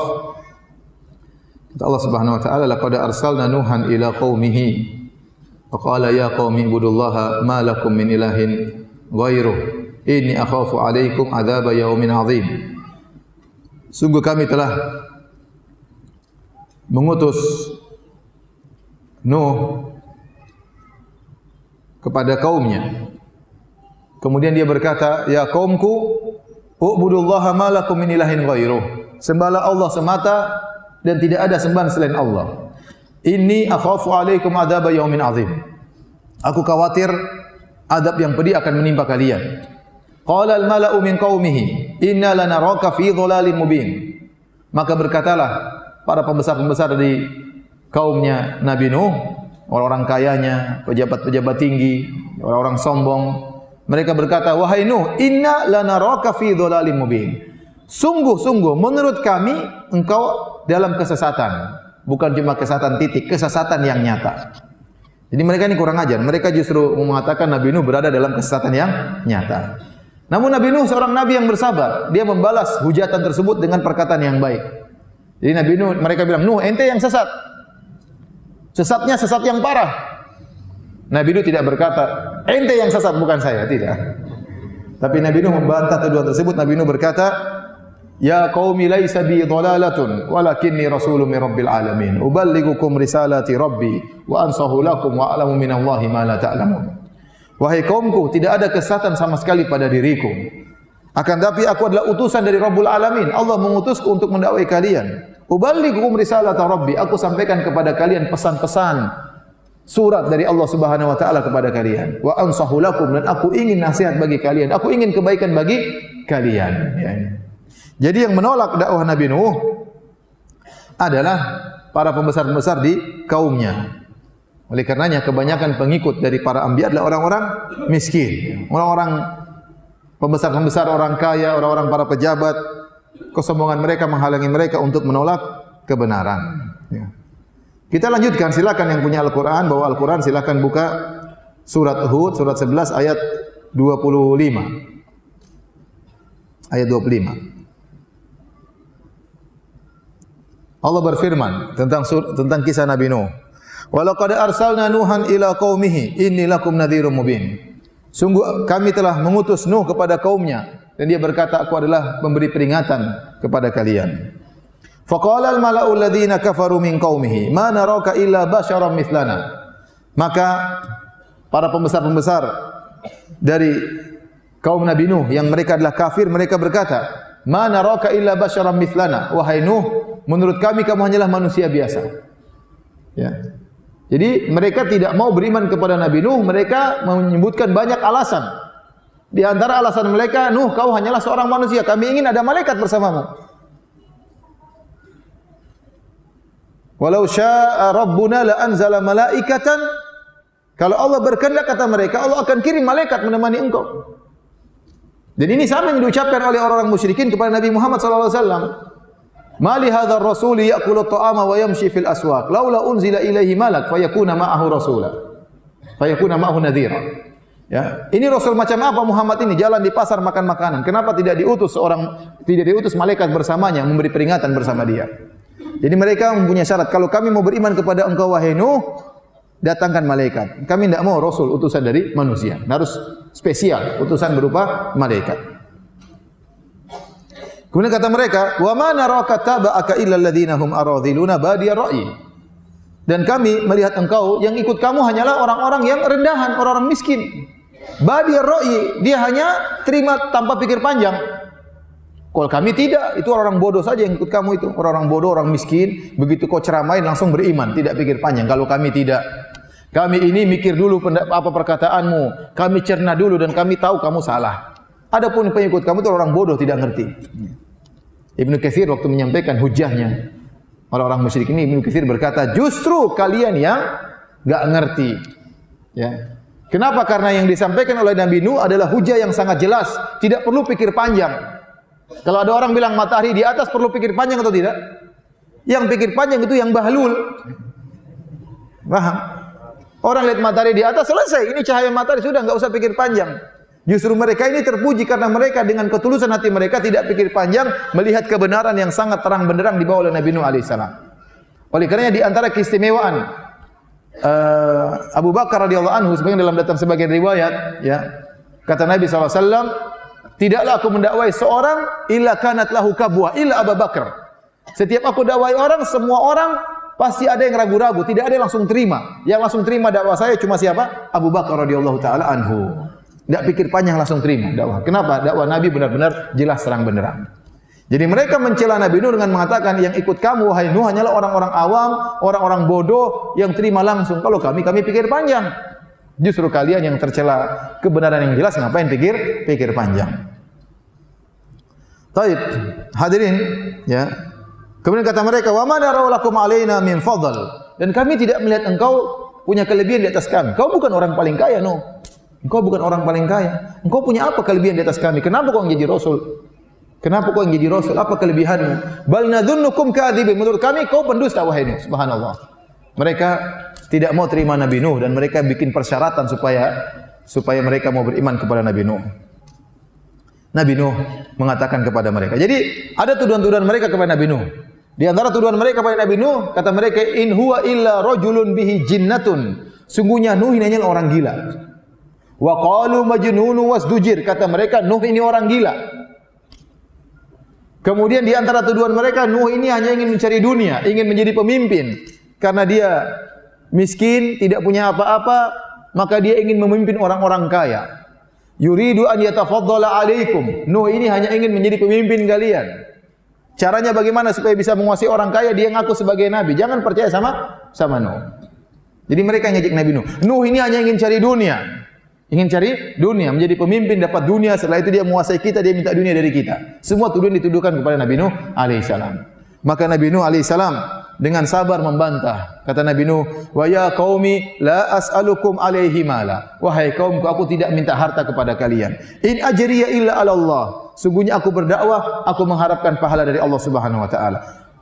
Kemudian kata mereka juga, "Nuh, kalau kau ingin kami beriman, usir itu orang-orang miskin. Kami tidak ingin kami beriman kemudian bergabung sama orang miskin. Usir mereka, biar kami yang kaya-kaya saja yang beriman."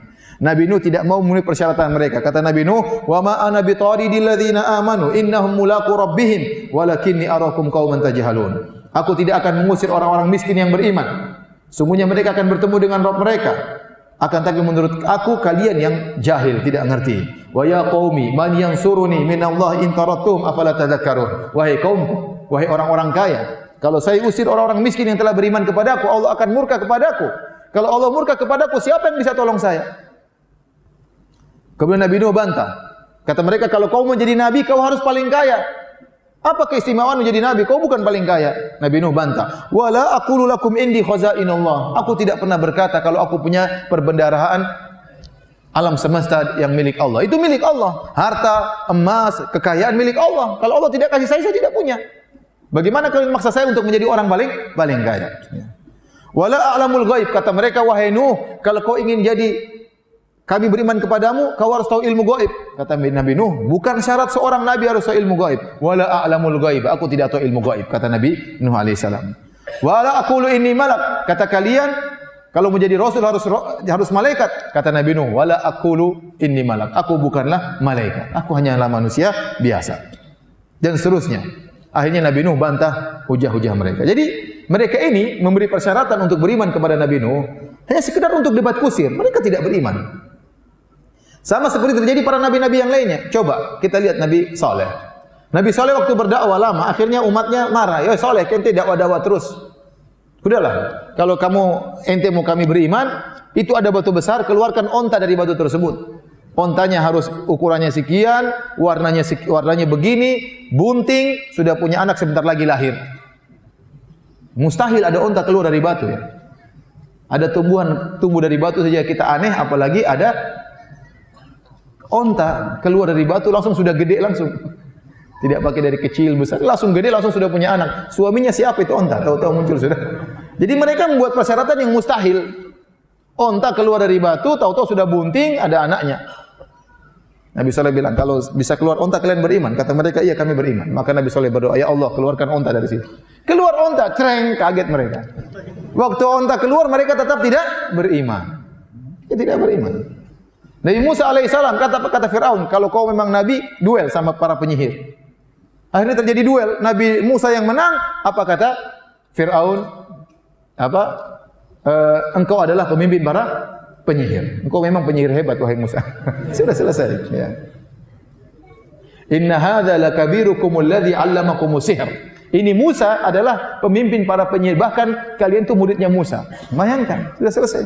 Meskipun sudah dikasih mukjizat tidak akan beriman. Sama orang-orang kafir Quraisy juga minta mukjizat kepada Muhammad sallallahu alaihi wasallam. Allah sebutkan, kami ingin kau keluarkan kebun-kebun, ingin ada sungai-sungai mengalir, kami ingin kau bisa naik ke langit, kau turunkan buku dari langit.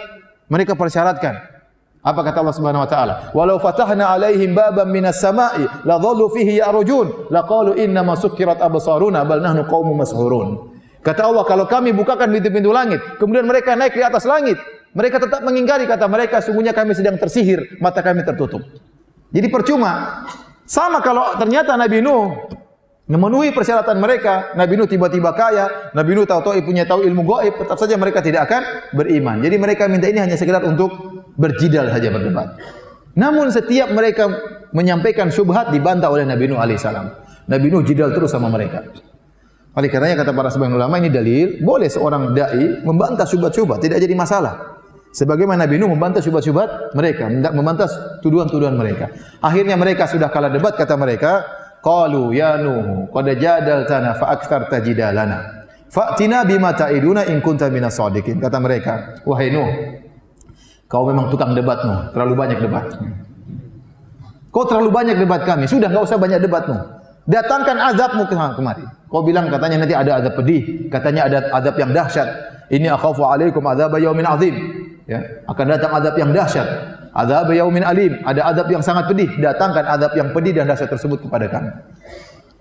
Sudah, akhirnya Nabi Nuh berkata, "Innama ya'tikum bihillahu insya'a wa ma antum bimu'jizin." Kalau Allah berkehendak, Allah akan kirimkan adab tersebut kepada kalian. Dan kalau adab tersebut sudah turun, kalian tidak akan bisa menolak adab tersebut.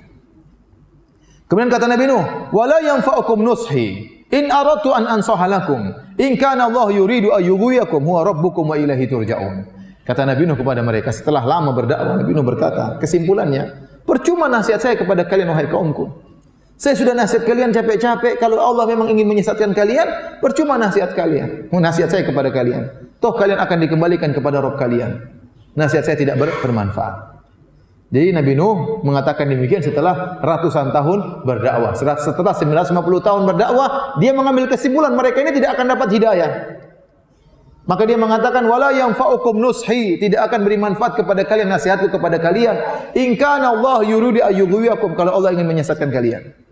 Ingat setelah berapa tahun? 950 tahun. Jangan sampai ada orang berdakwah suatu kampung, baru berdakwah sekali dua kali diusir, kemudian dia berkata, memang Allah menghendaki mereka tersesat. Ya akhi, baru 2 hari ya akhi.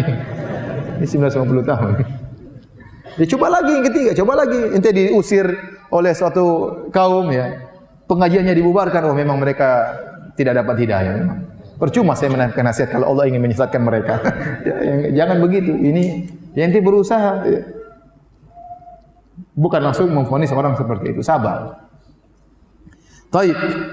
Akhirnya Allah berfirman, wa uhiya ila Nuhin annahu la yu'mina min qaumika illa man qad aman, dan diwahyukan kepada Nabi Nuh, wahyu dari Allah. Sungguhnya tidak akan beriman dari kaummu kecuali orang-orang yang telah beriman, yang sudah ada. Yang 80 orang itu aja yang beriman. Selanjutnya semuanya enggak bakalan beriman. Sudah Nuh, selesai. Allah tegur, sudah. Allah sampaikan, diwahyukan kepada Nuh, tidak akan ada yang beriman kecuali yang sudah pernah beriman. Berapa orang? 80 orang. Sisanya yang kau harapkan tidak akan beriman. Fala tabta'is bima kanu yaf'alun. Jangan kau sedih dengan apa yang mereka lakukan. Kata Allah, wasna'il fulka bi ayunina. Ya sudah Nuh, enggak usah dakwahi mereka. Sekarang bikin kapal dengan pengawasan kami, wa wahyina, dengan perintah dari kami. Wala tukhatibini bil ladzina fil ladzina zalamu innahum mughraqun. Dan jangan kau debat saya atau jangan kau bicara kepadaku tentang orang-orang yang akan, jangan kau bicara kepadaku tentang orang-orang yang akan ditenggelamkan. Kalau ada yang tenggelam sudah biarin aja. Maksudnya demikian. Akhirnya Nabi Nuh alaihissalam mulai mengerjakan perintah Allah. Bayangkan di musim kemarau, musim kering, tidak ada hujan, ya. Dan Nabi Nuh alaihissalam luar biasa, dia dakwah 950 tahun. Makanya dia berkeluh kesah di hadapan Allah dalam surat Nuh. Ya, saya bacakan suratnya. Apa kata Nabi Nuh? Rabbi inni da'autu qaumi laila wa nahara. Ya Rabbku, sungguh aku telah mendakwahi kaumku siang dan malam. Ingat, siang malam Nabi Nuh berdakwah. Tidak pernah letih, tidak pernah lelah, siang malam. Bukan seperti saya. Cuma Sabtu pagi di Cirebon ya. Siang malam dia berdakwah. Bukan cuma pada maghrib sampai isya. Siang malam dia berdakwah. Kata Nabi Nuh, falam yaziduhum du'ai illa firara. Dan tidak semakin aku berdakwah kecuali mereka semakin kabur, semakin lari. Bayangkan istrinya tidak beriman, anaknya tidak beriman. Saya bisa bayangkan bagaimana beratnya Nabi Nuh alaihissalam. Bayangkan ada seorang ustaz berdakwah kepada para ibu-ibu. Ibu-ibu pakai jilbab lah ibu-ibu. Jilbab itu wajib. Ternyata istrinya tidak pakai jilbab. Apa kata orang-orang? Ustaznya pintar ngomong ya. Istri saja tidak pakai jilbab, suruh orang pakai jilbab. Bayangkan saya berdakwah kepada orang-orang, saya bilang, ibu-ibu didik anak-anak supaya anak-anak rajin sholat di masjid. Sementara anak saya pun tidak sholat di masjid. Apa kata orang-orang? Ustaznya pintar ngomong, anaknya tidak bisa didik, mau ceramah sama orang lain. Kira-kira Nabi Nuh demikian. Dia dakwahi kaumnya. Sementara istri anaknya masih kafir. Apa kata kaumnya? Ente saja istri ente tidak, orang terdekat ente saja tidak beriman sama ente. Anak ente saja tidak percaya sama ente. Bagaimana kita percaya sama ente, wahai Nuh? Berat ujian. Jadi dia berdakwah siang dan malam. Dan mereka semakin dakwah semakin kabur. Apa kata Nabi Nuh? Wa inni kullama da'autuhum litaghfira lahum, dan setiap kali aku dakwahi mereka, ya Allah, aku dakwahi kaumku agar engkau ampuni mereka. Nabi Nuh dengan tulus berkata demikian. Tujuan dia dakwah bukan agar umatnya dapat azab, tidak. Karena dia khawatir melihat kondisi umatnya, litaghfira lahum, agar kau ampuni mereka ya Allah. Tujuan yang tulus dari Nabi Nuh. Bukan sekedar dakwah menegakkan hujah kemudian selesai, tidak. Dia ingin agar kaumnya itu selamat. Maka dia sampaikan kepada Allah, wa inni kullama da'autuhum litaghfira lahum, aku dakwahi mereka agar engkau ampuni mereka. Apa yang mereka lakukan? Ja'alu asabi'ahum fi adanihim. Mereka meletakkan jari-jari mereka di telinga mereka. Wastaghshaw thiyabahum. Mereka ambil baju kemudian nutup wajah mereka. Untuk bayangkan Nabi Nuh mau berdakwah. Ya ikhwan, ente mau dakwah Nuh? Tafadhal. Kira-kira begitu. Kira-kira begitu. Ini paling menyakitkan. Ini kaum yang sangat brengsek. Saya sering sampaikan kalau saya berdakwah saja, lagi ceramah begini, terus ada yang main HP, saya jengkel. Tapi saya maafkan ini. Ini curhat ya. Apalagi kemudian saya lagi dakwah orang begini, Ustaz Firanda mau ceramah, silakan Ustaz. Innal hamdalillah. Silakan. Jadi ngejek bukan cuma berpaling. Kaumnya Nabi ini bukan cuma berpaling, plus ngejek. Ngejek. Ada Nabi Nuh datang pakai kain. Nuh lewat, tutup. Menjengkelkan ini kaum 950 tahun modelnya kayak begini. Bisa stres kita kalau dakwah modelnya kayak begini, bukan cuma setahun, 950 tahun. Antum tahu bagaimana dakwanya, sabarnya Nabi Nuh alaihissalam. Wastakbaru wa asarru wastakbaru istikbara. Saya dakwahi dan mereka semakin membangkang dan mereka semakin sombong. Tapi Nabi Nuh cerita lagi. Tsumma inni da'autuhum jihara. Ya Allah, kemudian aku dakwahi mereka terang-terangan. Tsumma inni a'lantu lahum wa asrartu lahum israra. Aku dakwah terang-terangan, aku dakwah sembunyi-sembunyi, datang perorangan, berkelompok-kelompok, semua metode dikerjakan Nabi Nuh. Aku sampaikan kepada mereka, faqultu astaghfiru rabbakum innahu kana ghaffara. Aku sampaikan kepada mereka, ya Rabbku, beristighfarlah kalian kepada Rabb kalian, innahu kana ghaffara. Sungguhnya Allah Maha Pengampun lagi Maha Penyayang. Allah Maha Pengampun. Kalian brengsek kayak gini Allah akan ampuni. Kalau kalian beristighfar, sekarang musim kemarau, yursilis sama alaikum midrara. Allah akan kirimkan hujan yang deras. Wa yumdidukum bi amwalin wa banin, dan Allah akan menganugerahkan kepada kalian harta yang banyak dan anak-anak yang banyak. Wa yaj'al lakum jannatin wa yaj'al lakum anhara. Allah akan tumbuhkan taman-taman yang indah dan Allah akan alirkan sungai-sungai yang indah. Karena kampung mereka waktu itu gersang. Malakum la tarjuna lillahi waqara. Kenapa kalian tidak mengagungkan Allah sebagaimana mestinya? Wa qad khalaqakum atwara. Padahal Allah telah menciptakan kalian dari tahapan demi tahapan. Mereka tidak mau beriman. Dan akhirnya mereka hanya mengejek Nabi Nuh alaihissalam. Tatkala Allah mengatakan kaum Nabi Nuh tidak akan lagi beriman kecuali yang sudah beriman, Allah menyuruh Nabi Nuh untuk bikin kapal, bikin bahtera. Maka mulailah Nabi Nuh bersama kaumnya bikin bahtera. Bayangkan mereka bikin kapal di tengah musim kemarau, tidak ada hujan sama sekali. Apa kata Allah Subhanahu wa taala? Wa yasna'ul fulka wa kullama marra alaihi mala'un min qaumi sakhiru min. Maka Nabi Nuh pun bikin bahtera. Setiap ada kaumnya yang lewat, ngejek. Setiap lewat ngejek, bayangkan. Tidak ada yang lihat, cuma diam-diam aja gitu, lewat diam-diam. Setiap lewat iseng ngejek. Ini menjengkelkan atau tidak? Menjengkelkan. Apa kata mereka? Nuh, ini musim kemarau, ngapain bikin kapal Nuh? Apa ada kapal berlabuh di atas daratan wahai Nuh? Gitu. Disebut oleh Ibnu Katsir. Mereka ngomong begitu. Wahai Nuh, ente bikin kapal, apa ada kapal berlabuh di daratan? Ente majnun ya Nuh.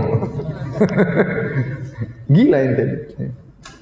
Nuh, ente sudah tidak dakwah lagi. Sekarang jadi tukang kayu Nuh. Setiap lewat pasti ngejek. Dan itu Nabi Nuh disebutkan bikin kapal lama. Ada yang mengatakan setahun bikin kapal. Jadi setahun diejek terus nggak berhenti. Nuh ente gini, lewat terus. Subhanallah. Nabi Nuh mengatakan apa? In taskharu minna fa inna naskharu minkum kama taskharun. Kalau kalian ngejek kami akan ngejek kalian suatu hari.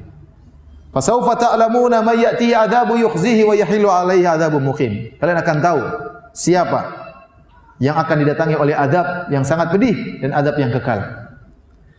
Mereka terus ngejek-ngejek ke Nabi Nuh. Akhirnya Nabi Nuh berdoa. Kata Allah dalam surat Al-Qamar, "Kadzabat qablahum qaumun Nuhin, fakadzabu abnana, wa qalu majnunun wasdujir." Sungguh sebelum mereka ada kaum Nabi Nuh yang mendustakan hamba kami, yaitu Nuh alaihissalam. Wa qalu majnunun wasdujir, kata mereka Nuh itu orang yang gila. Apa kata Allah? Fada'a rabbahu. Maka Nabi Nuh berdoa kepada Allah setelah diejek terus. Anni maghlubun fantasir. Ya Allah, aku telah dikalahkan oleh mereka, tolonglah aku. Mereka ngejek terus, ya Allah, tolonglah aku. Allah pun kabulkan doa Nabi Nuh. Fa fatahna abwaabas samaa'i bima'in munhamir. Kami pun buka pintu-pintu langit, maka langit mengeluarkan hujan yang sangat deras. Wa fajjarnal arda uyunan faltaqal ma'u al amrin qad qudir. Maka kami pun mengeluarkan air dari bumi, maka bertemulah antara air laut dengan air tanah sesuai dengan yang tidak ditakdirkan oleh Allah Subhanahu wa taala. Akhirnya tiba saatnya Allah turunkan azab. Kata Allah Subhanahu wa taala, "Hatta idza jaa amruna," sehingga tatkala tiba keputusan kami. "Wa faratan nur," dan sampai tungku mengeluarkan air. Jadi sebagian ulama mengatakan, Allah tidak mengatakan wa fajjarna uyunal ardi. Kalau kita terjemahkan secara tekstual, wa fajjarna uyunal ardi, kami pun mengeluarkan tadinya mata air yang kering, kami keluarkan air dari mata air tersebut. Allah tidak mengatakan demikian. Saya ulangi, Allah tidak mengatakan wa fajjarna uyunal ardi, kami curahkan, kami keluarkan air dari mata air yang ada di bumi. Tidak. Tapi Allah mengatakan wa fajjarnal arda uyunan, kami jadikan bumi sebagai mata air. Berarti air keluar mau dari mata air, bukan dari mata air semua keluar air. Karena Allah menjadikan bumi semuanya mata air. Sampai-sampai mata air di mana-mana, Allah mengatakan wa faratan nur, sampai tungku yang biasanya keluar api keluar air juga. Berarti sudah parah air di mana-mana. Air banyak dari bawah cepat, dari atas turun hujan, munhamir, kata Allah, air yang sangat banyak. Ya. Kemudian kata Allah, "Qul nahmil fiha min kullin zawjaini itsnaini wa ahlak." Kata Allah, kami pun perintahkan, wahai Nuh, angkatlah di atas kapalmu seluruh hewan yang jantan dan betina, sepasang-sepasang. Wa ahlak, dan bawa juga keluargamu, istri anak-anakmu bawa. Illa man sabaqa alaihil qaul, kecuali dari keluargamu yang telah tercatat bakalan masuk neraka, bakalan tenggelam. Wa man aman, dan angkat pula orang-orang yang beriman. Jadi 3 kata Allah. Bawa pertama hewan-hewan sepasang, yang kedua keluargamu, yang ketiga orang yang telah beriman. Berapa tadi jumlahnya? 80 orang. Dan kapal Nabi Nuh, kapal yang sederhana. Kata Allah, "Wa hamalnahu ala dzati alwahin wa dusur." Kami angkat Nabi Nuh di atas sebuah kapal yang terbuat dari lempengan-lempengan papan, kayu, wa dusur, dan dari paku. Jadi sederhana, kapal sederhana. Zaman dahulu, bukan kapal besi, bukan kapal logam, tidak, kapal dari kayu sederhana, di paku. Disebutkan oleh sebagian ahli tafsir, kapal tersebut dibuat 3 tingkatan. Ada tingkatan buat manusia, yang 80 orang tersebut, ada tingkatan buat hewan-hewan, kemudian tingkat ketiga untuk burung-burung. Ini semua tidak ada dalil, sekedar Israiliyat ya. Tetapi intinya ada kapal tersebut dibangun, dibuat oleh Nabi Nuh alaihissalam.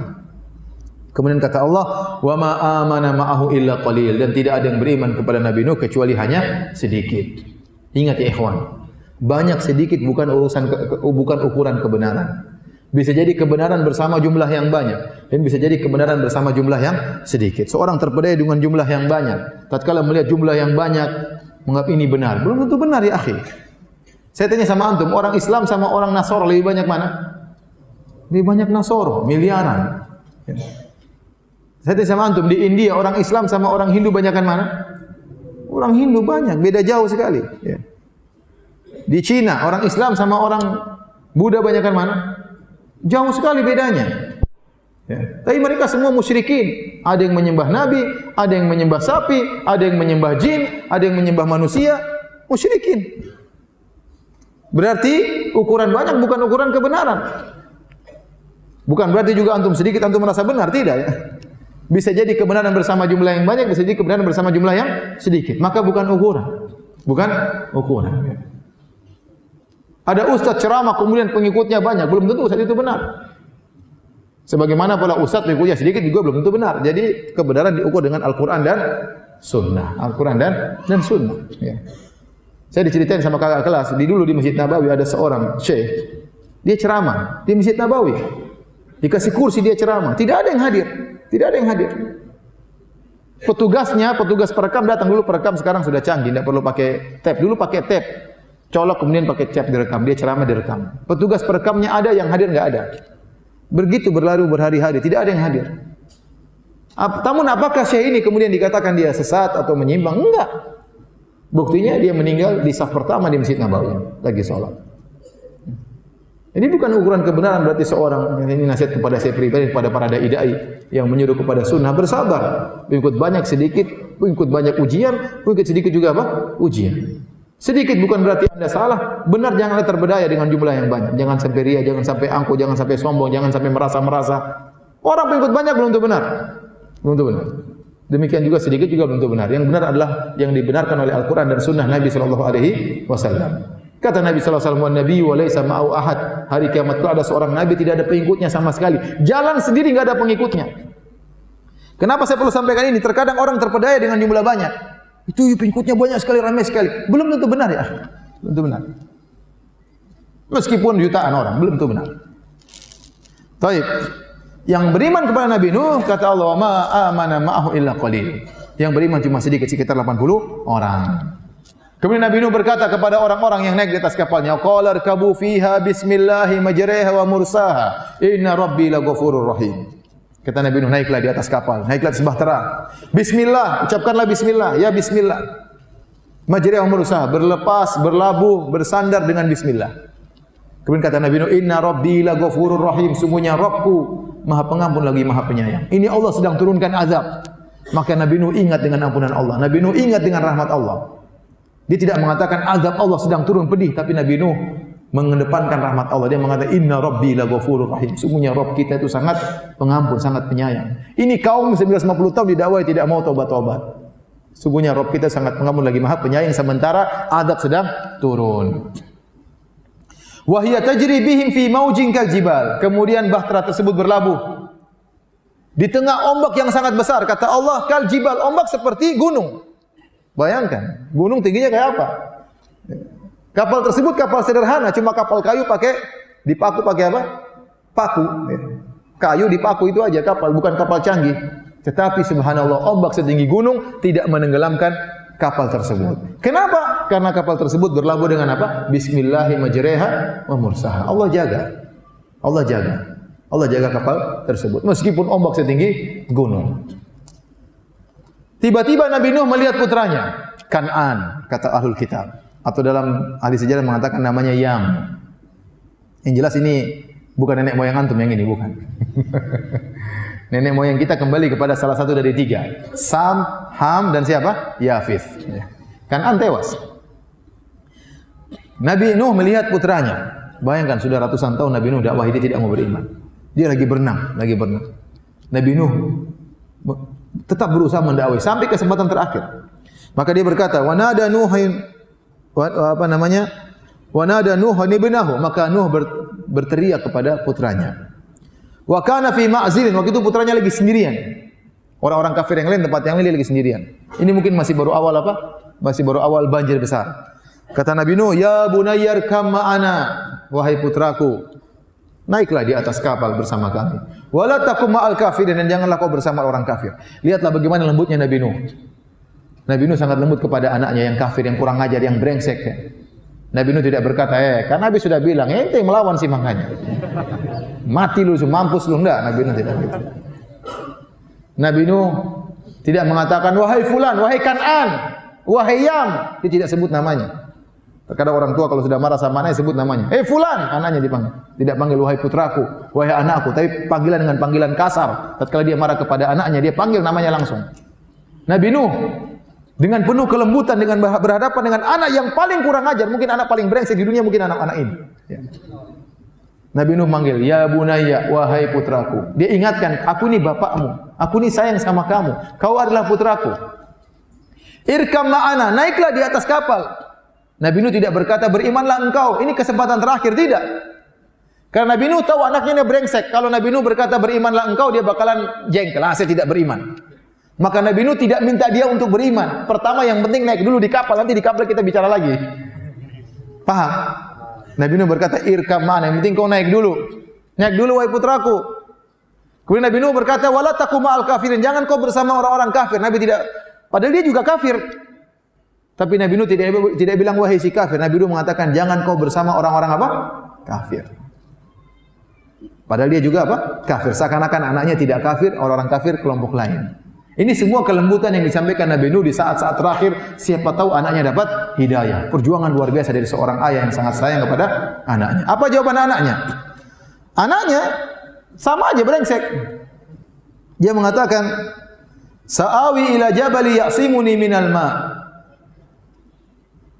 Dia mengatakan, saya akan sampai kepada puncak gunung yang akan menyelamatkan aku dari air ini. Ya.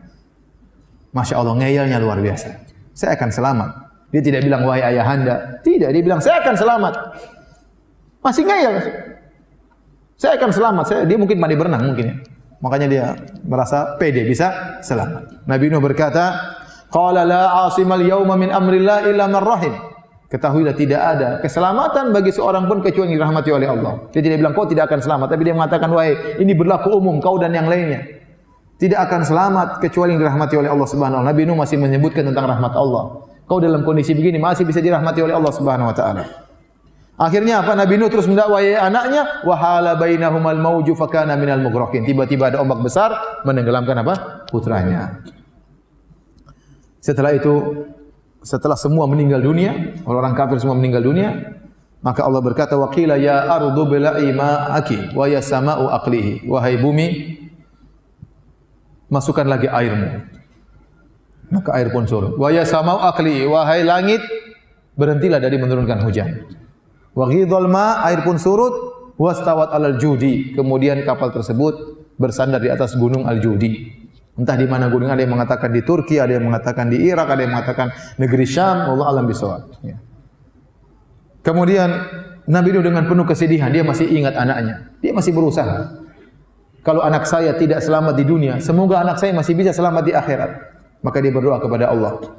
Wa nada Nuhu rabbahu, maka Nabi Nuh berdoa, faqala rabbi inna ibni min ahli. Ya Rabbku, sungguhnya putraku itu yang meninggal adalah anakku, termasuk dari keluargaku. Wa inna wa'dakal haq, dan kau telah berjanji dan janjimu benar. Kau tidak akan menyelisihi janji. Kau berjanji bahwasanya engkau berjanji ya Allah akan menyelamatkan keluargaku. Ini ada dari keluargaku. Nuh menagih janji Allah. Padahal Allah dalam janjinya Allah berkata, illa man sabaqa alaihil qaul. Keluargamu selamat kecuali yang sudah ditakdirkan akan tenggelam. Dan Allah sudah ingatkan di awal, wahai Nuh, jangan kau bicara denganku tentang orang yang tenggelam. Jangan bela-bela. Ternyata Nabi Nuh karena sayangnya kepada anaknya, dia lupa dengan itu semua. Sayangnya kepada anaknya. Padahal anaknya sangat brengsek. Wa anta ahkamul hakimin, dan engkau adalah zat yang paling bijaksana. Apa kata Allah? Ya Nuh, innahu laisa min ahlik. Wahai Nuh, anakmu itu, Kan'an itu, Yam itu bukanlah dari keluargamu. Innahu amalun ghairu shalih, dia telah mengamalkan amalan yang tidak benar, dia kafir ya Nuh. Fala tas'alni ma laisa laka bihi ilm, jangan kau minta kepadaku sesuatu yang kau tidak punya ilmu tentangnya. Inni a'idzuka an takuna minal jahilin. Aku nasihati engkau wahai Nuh, jangan sampai kau termasuk orang-orang yang jahil. Allah tegur Nabi Nuh, tidak boleh minta seperti itu. Ini kafir sudah selesai, tidak bisa selamat. Maka kata Nabi Nuh, qala rabbi inni a'udzubika an as'alaka ma laysa li bihi ilm. Ya Rabbku, aku berlindung kepada engkau dari memohon perkara yang aku tidak punya ilmu tentangnya. Wa illa taghfirli wa tarhamni. Kalau kau tidak ampuni aku, kau tidak rahmati aku, ya, aku minal khasirin, maka aku akan termasuk orang-orang yang merugi. Akhirnya Allah mengatakan, wahai Nuh, bersandarlah engkau dengan penuh keselamatan, turunlah engkau dari kapal dengan penuh keberkahan. Ya. Setelah itu Allah berfirman di akhir ayat, tilka min amba'il ghaibi nuhiha ilaik. Inilah sebagian dari berita-berita gaib yang pernah terjadi di masa lalu yang kami wahyukan kepada engkau wahai Muhammad. Ma kunta ta'lamuha, kau tidak pernah tahu tentang kisah ini wahai Muhammad. Wala qaumuka, dan kaummu juga tidak pernah tahu tentang kisah ini.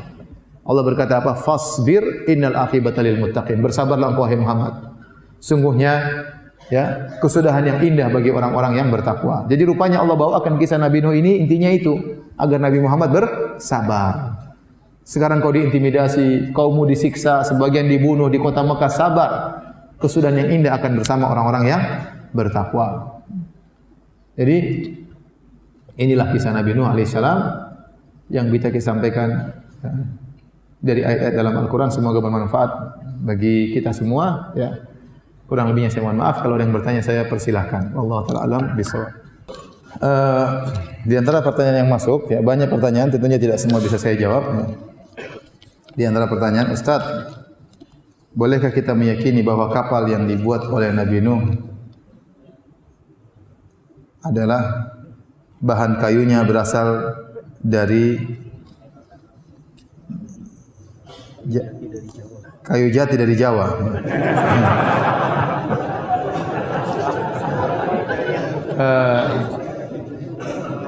Enggak, kalau namanya keyakinan harus pakai dalil ya. Kalau enggak ada dalil enggak boleh diyakini. Keyakinan itu akidah. keyakinan itu harus pakai dalil. Tidak boleh kita berakidah sembarangan. Tidak boleh.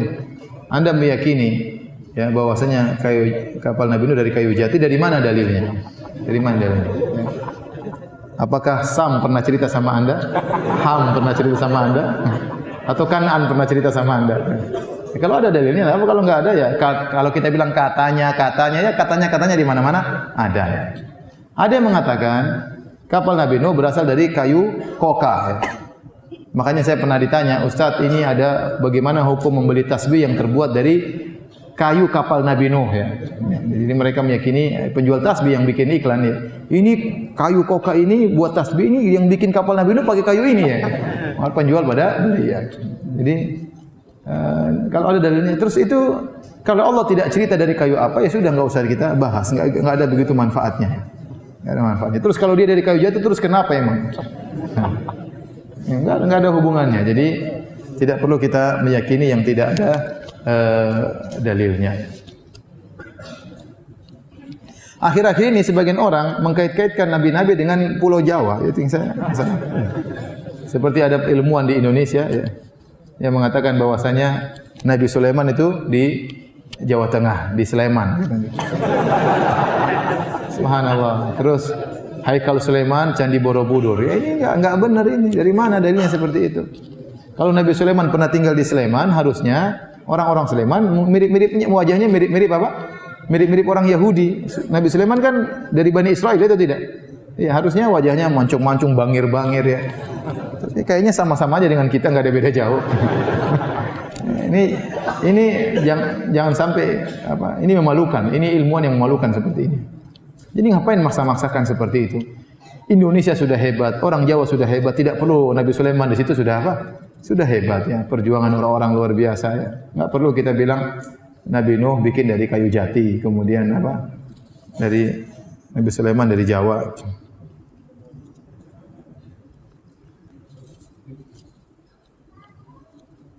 Bagaimana hubungannya tauhid dengan wanita yang berbakti kepada suaminya dan anak yang berbakti kepada orang tuanya? Apakah ada hubungannya?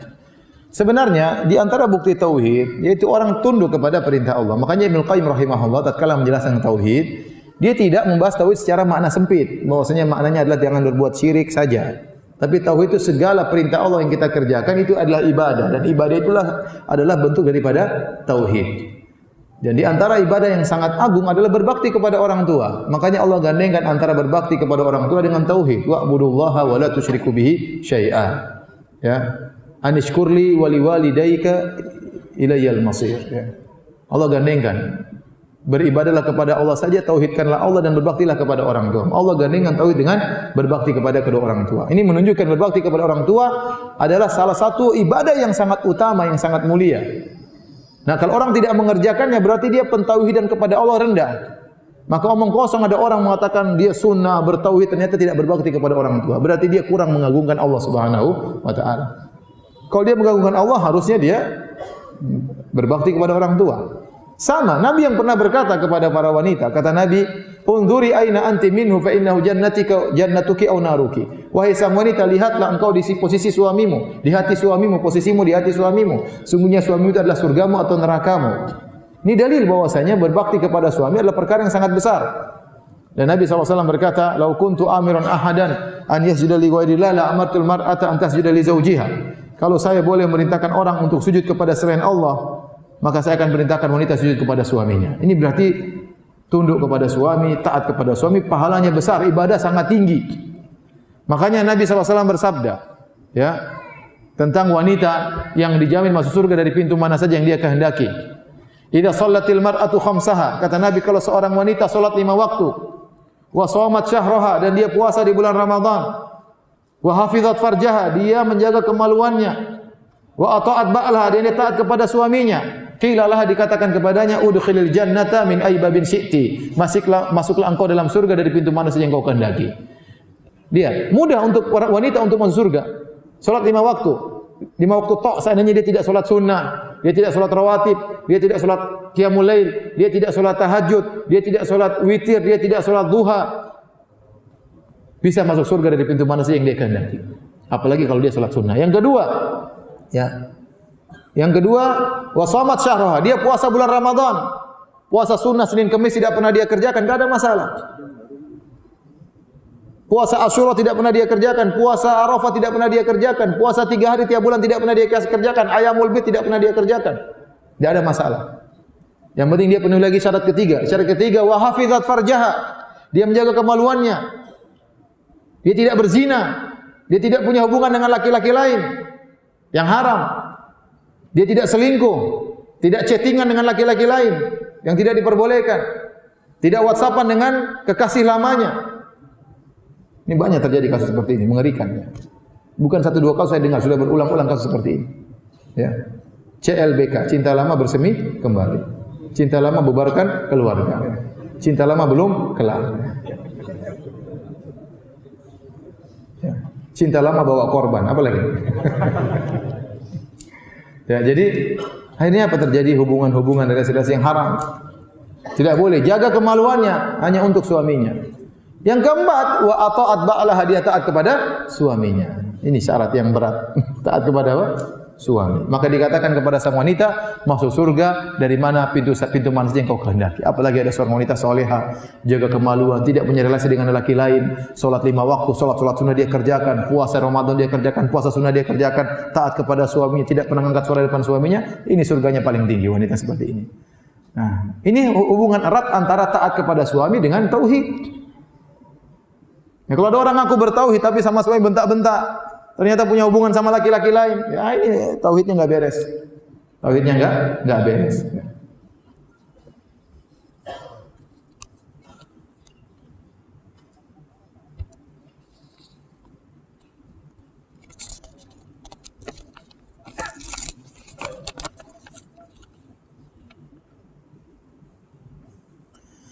Maaf, pertanyaan saya melenceng dari topik. Pertama, bolehkah seorang istri menolak ajakan suami tanpa memiliki udzur syar'i? Jadi suaminya ngajak berhubungan kemudian ditolak tanpa udzur syar'i, enggak boleh. Ya. Nabi telah bersabda, "Idza da'a ar-rajul imra'atahu ila firashihi fa'abat fabata ghadban la'anatal malaikatu hatta tusbih." Dalam riwayat yang illa kana alladhi fis sama' sakhitan 'alaiha. Kata Nabi sallallahu alaihi wasallam, jika seorang suami mengajak istrinya untuk digauli di tempat tidurnya, lantas sang istri enggan untuk digauli oleh suaminya, maka suaminya pun tidur dalam kondisi marah, maka malaikat akan melaknat sang wanita sampai pagi hari. Di antara perkara yang sangat diwajibkan, di antara bentuk ketaatan yang sangat diwajibkan bagi seorang istri adalah mentaati suami tatkala suami mengajak untuk berhubungan. Kalau dia punya udzur syar'i, tidak ada masalah. Ya. Dia sakit atau dia sangat letih. Ya, tapi kalau enggak ada udzur syar'i, hanya tidak berhasrat misalnya, ya dia ciptakan hasrat tersebut. Sampaikan suami, tolong rayu saya supaya saya bisa berhasrat. Bagaimana caranya? Ya? Tapi menolak tanpa udzur syar'i enggak boleh. Dilaknat, dosa besar. Dilaknat oleh malaikat. Makanya dalam hal ini Nabi sangat menekankan, kata Nabi sallallahu alaihi wasallam, wa in kanat ala tanur, meskipun sang istri sedang bakar roti di tungku, kalau suaminya ngajak harus dia penuhi. Meskipun roti tersebut hangus enggak ada masalah. Para ulama sebutin meskipun rotinya hangus. Ini penjelasan para ulama, enggak ada masalah. Ya.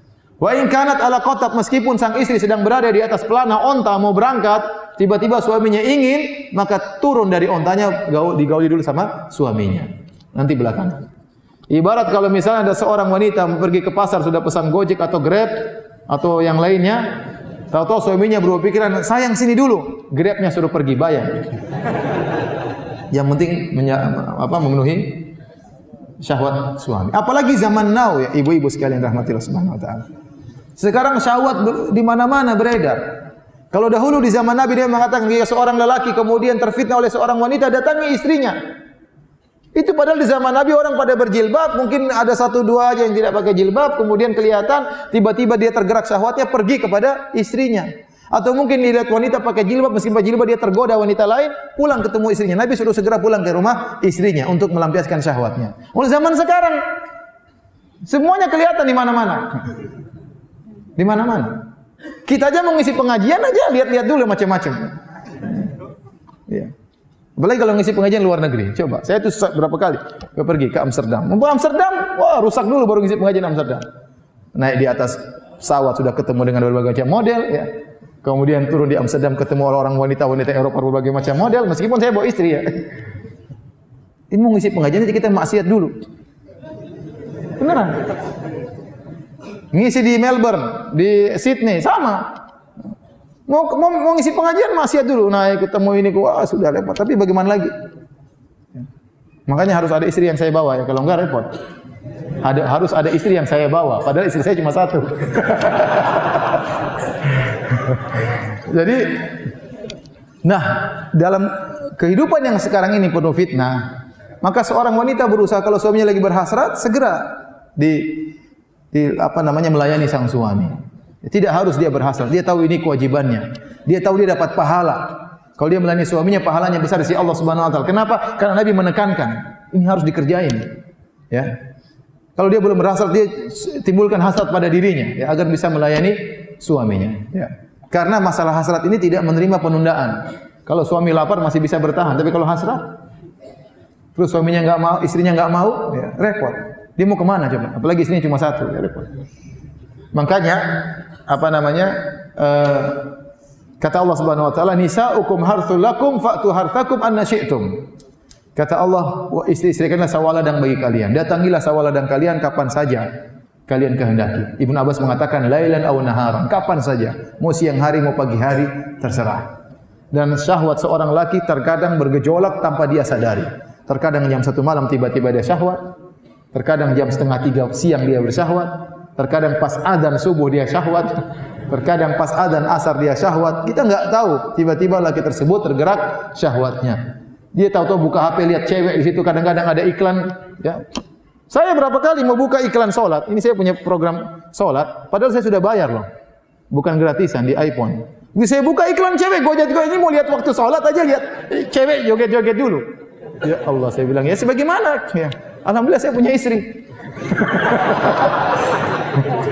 Jadi kasihan ini kalau suaminya kemudian tidak dipenuhi hasratnya. Ya kerjasama antara suami. Bukan suami juga hanya ingin memenuhi hasrat, tidak memperhatikan perasaan istri, tidak dirayu terlebih dahulu, tidak ditimbulkan hanya sekedar ingin melampiaskan hajat kemudian pulang. Ini juga enggak benar.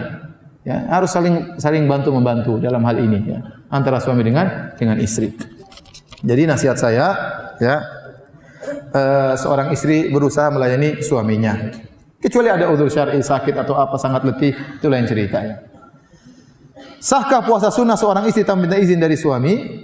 Harus minta izin. Itulah di antara sampai perkara masalah ini, wanita kalau keluar rumah harus minta izin sama suami. Kenapa? Suami tiba-tiba punya hasrat kapan saja dia harus ada di rumah. Makanya istri kalau keluar rumah minta izin sama suami. Merupakan hak suami istri tinggal di rumah, enggak boleh keluar. Itu hak suami. Kalau suami tidak mengizinkan istri keluar, dia enggak boleh keluar. Itu hak suami. Suami yang cari nafkah, maka istri harus patuh tinggal di rumah. Kalau ingin keluar minta izin sama suami. Ya. Boleh keluar waktu yang lama. Ya. Kemudian di antaranya kalau mau puasa minta izin sama suami. Kenapa? Karena tiba-tiba khawatirnya suaminya berhasrat di siang hari. Kemudian dia lagi berhasrat, kata istrinya saya lagi puasa. Repot. Akhirnya suami jadi enggak enak. Makanya kalau dia mau puasa minta izin, Mas besok saya puasa Mas ya. Oh iya puasa silakan. Dia puasa. Ternyata jam 12 siang suaminya minta, ya udah batalin aja. Membatalkan karena ikut perintah siapa? Allah. Bilang dulu, Mas, kan saya sudah minta izin semalam. Ya, istriku tapi saya enggak kuat, ya udah. Jadi ini perkara penting, bukan main-main ya. Masalah ini masalah penting ditekankan oleh Nabi sallallahu alaihi wasallam. Tolong ibu-ibu perhatikan masalah ini. Bantu suami ibu-ibu tundukkan pandangan. Di antara tujuan pernikahan adalah aghaddu lil basar, lebih mudah menundukkan pandangan. Ibu-ibu tolong perhatikan dirinya ya. Tolong hiasi dirinya untuk di hadapan suami ya. Bersih-bersih, jangan sampai bau ketek di hadapan suami ya. Mandi yang bersih ya. Tempat tidur dirapikan, jangan sampai ada bunyi tikus di situ, bunyi kecoak di situ, jangan ya. Biar suami tentram di rumah, bagaimana caranya? Ya. Kalau perlu olahraga, kalau perlu fitness supaya menyenangkan apa? Suami. Karena saingan di luar banyak sekali. Bayangkan suami kerja ke kantor, ketemu perempuan di kantor. Kira-kira perempuan di kantor waktu pergi ngantor pakai baju seadanya? Tidak, dia akan berhias seindah-indahnya. Dia akan menor-menor cantik, harum, kemudian baju seksi pergi ke kantor. Nah, suami kita lihat perempuan seperti di kantor. Pulang ke rumah ketemu istri, bau pipis ya, bau bawang ya. Bau ketek, belum sikat gigi, repot. Repot. Ustaz, tapi gimana mau ke salon? Enggak perlu salon mahal-mahal, salon murahan juga enggak apa-apa. Ya. Yang penting bersih-bersih, tidak perlu biaya banyak. Yang penting bisa bersih-bersih, ya, menjaga keharuman tubuh. Kalau suami datang pakai parfum banyak-banyak supaya suami senang, enggak ada masalah. Bagaimana pendapat Ustaz tentang film yang dibuat oleh orang barat, yaitu film Nabi Nuh? Saya enggak tahu, saya enggak pernah nonton. Saya enggak tahu. Allah alam. Tapi ya, apa sumber mereka? Tentu ceritanya itu tidak bisa kita benarkan. Ya, sumber mereka pasti bukan Al-Quran dan Sunnah. Ya, ceritanya. Ini pasti cerita dari sumber mereka. Ini ditambah-tambahin supaya terkesan lebih lebih dramatis dan lain-lainnya. Tidak usah dipercayai.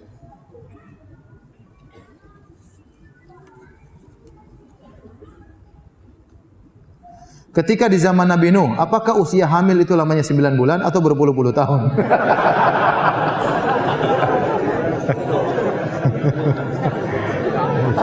Allah alam, saya nggak tahu.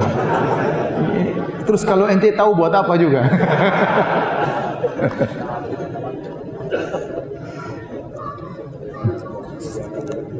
Jadi pingin tahu.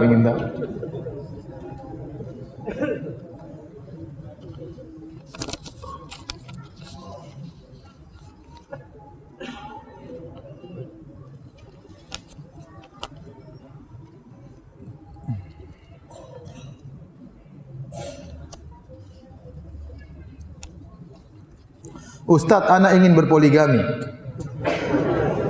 Ini mewakili banyak orang ya. Tapi istri anak melarang. Ini juga mewakili banyak orang.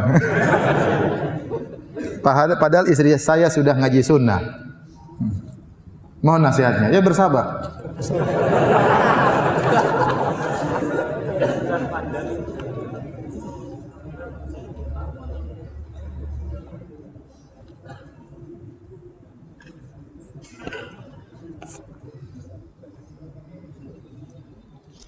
Bagaimana nasib kaum yang tidak diutus kepada mereka nabi?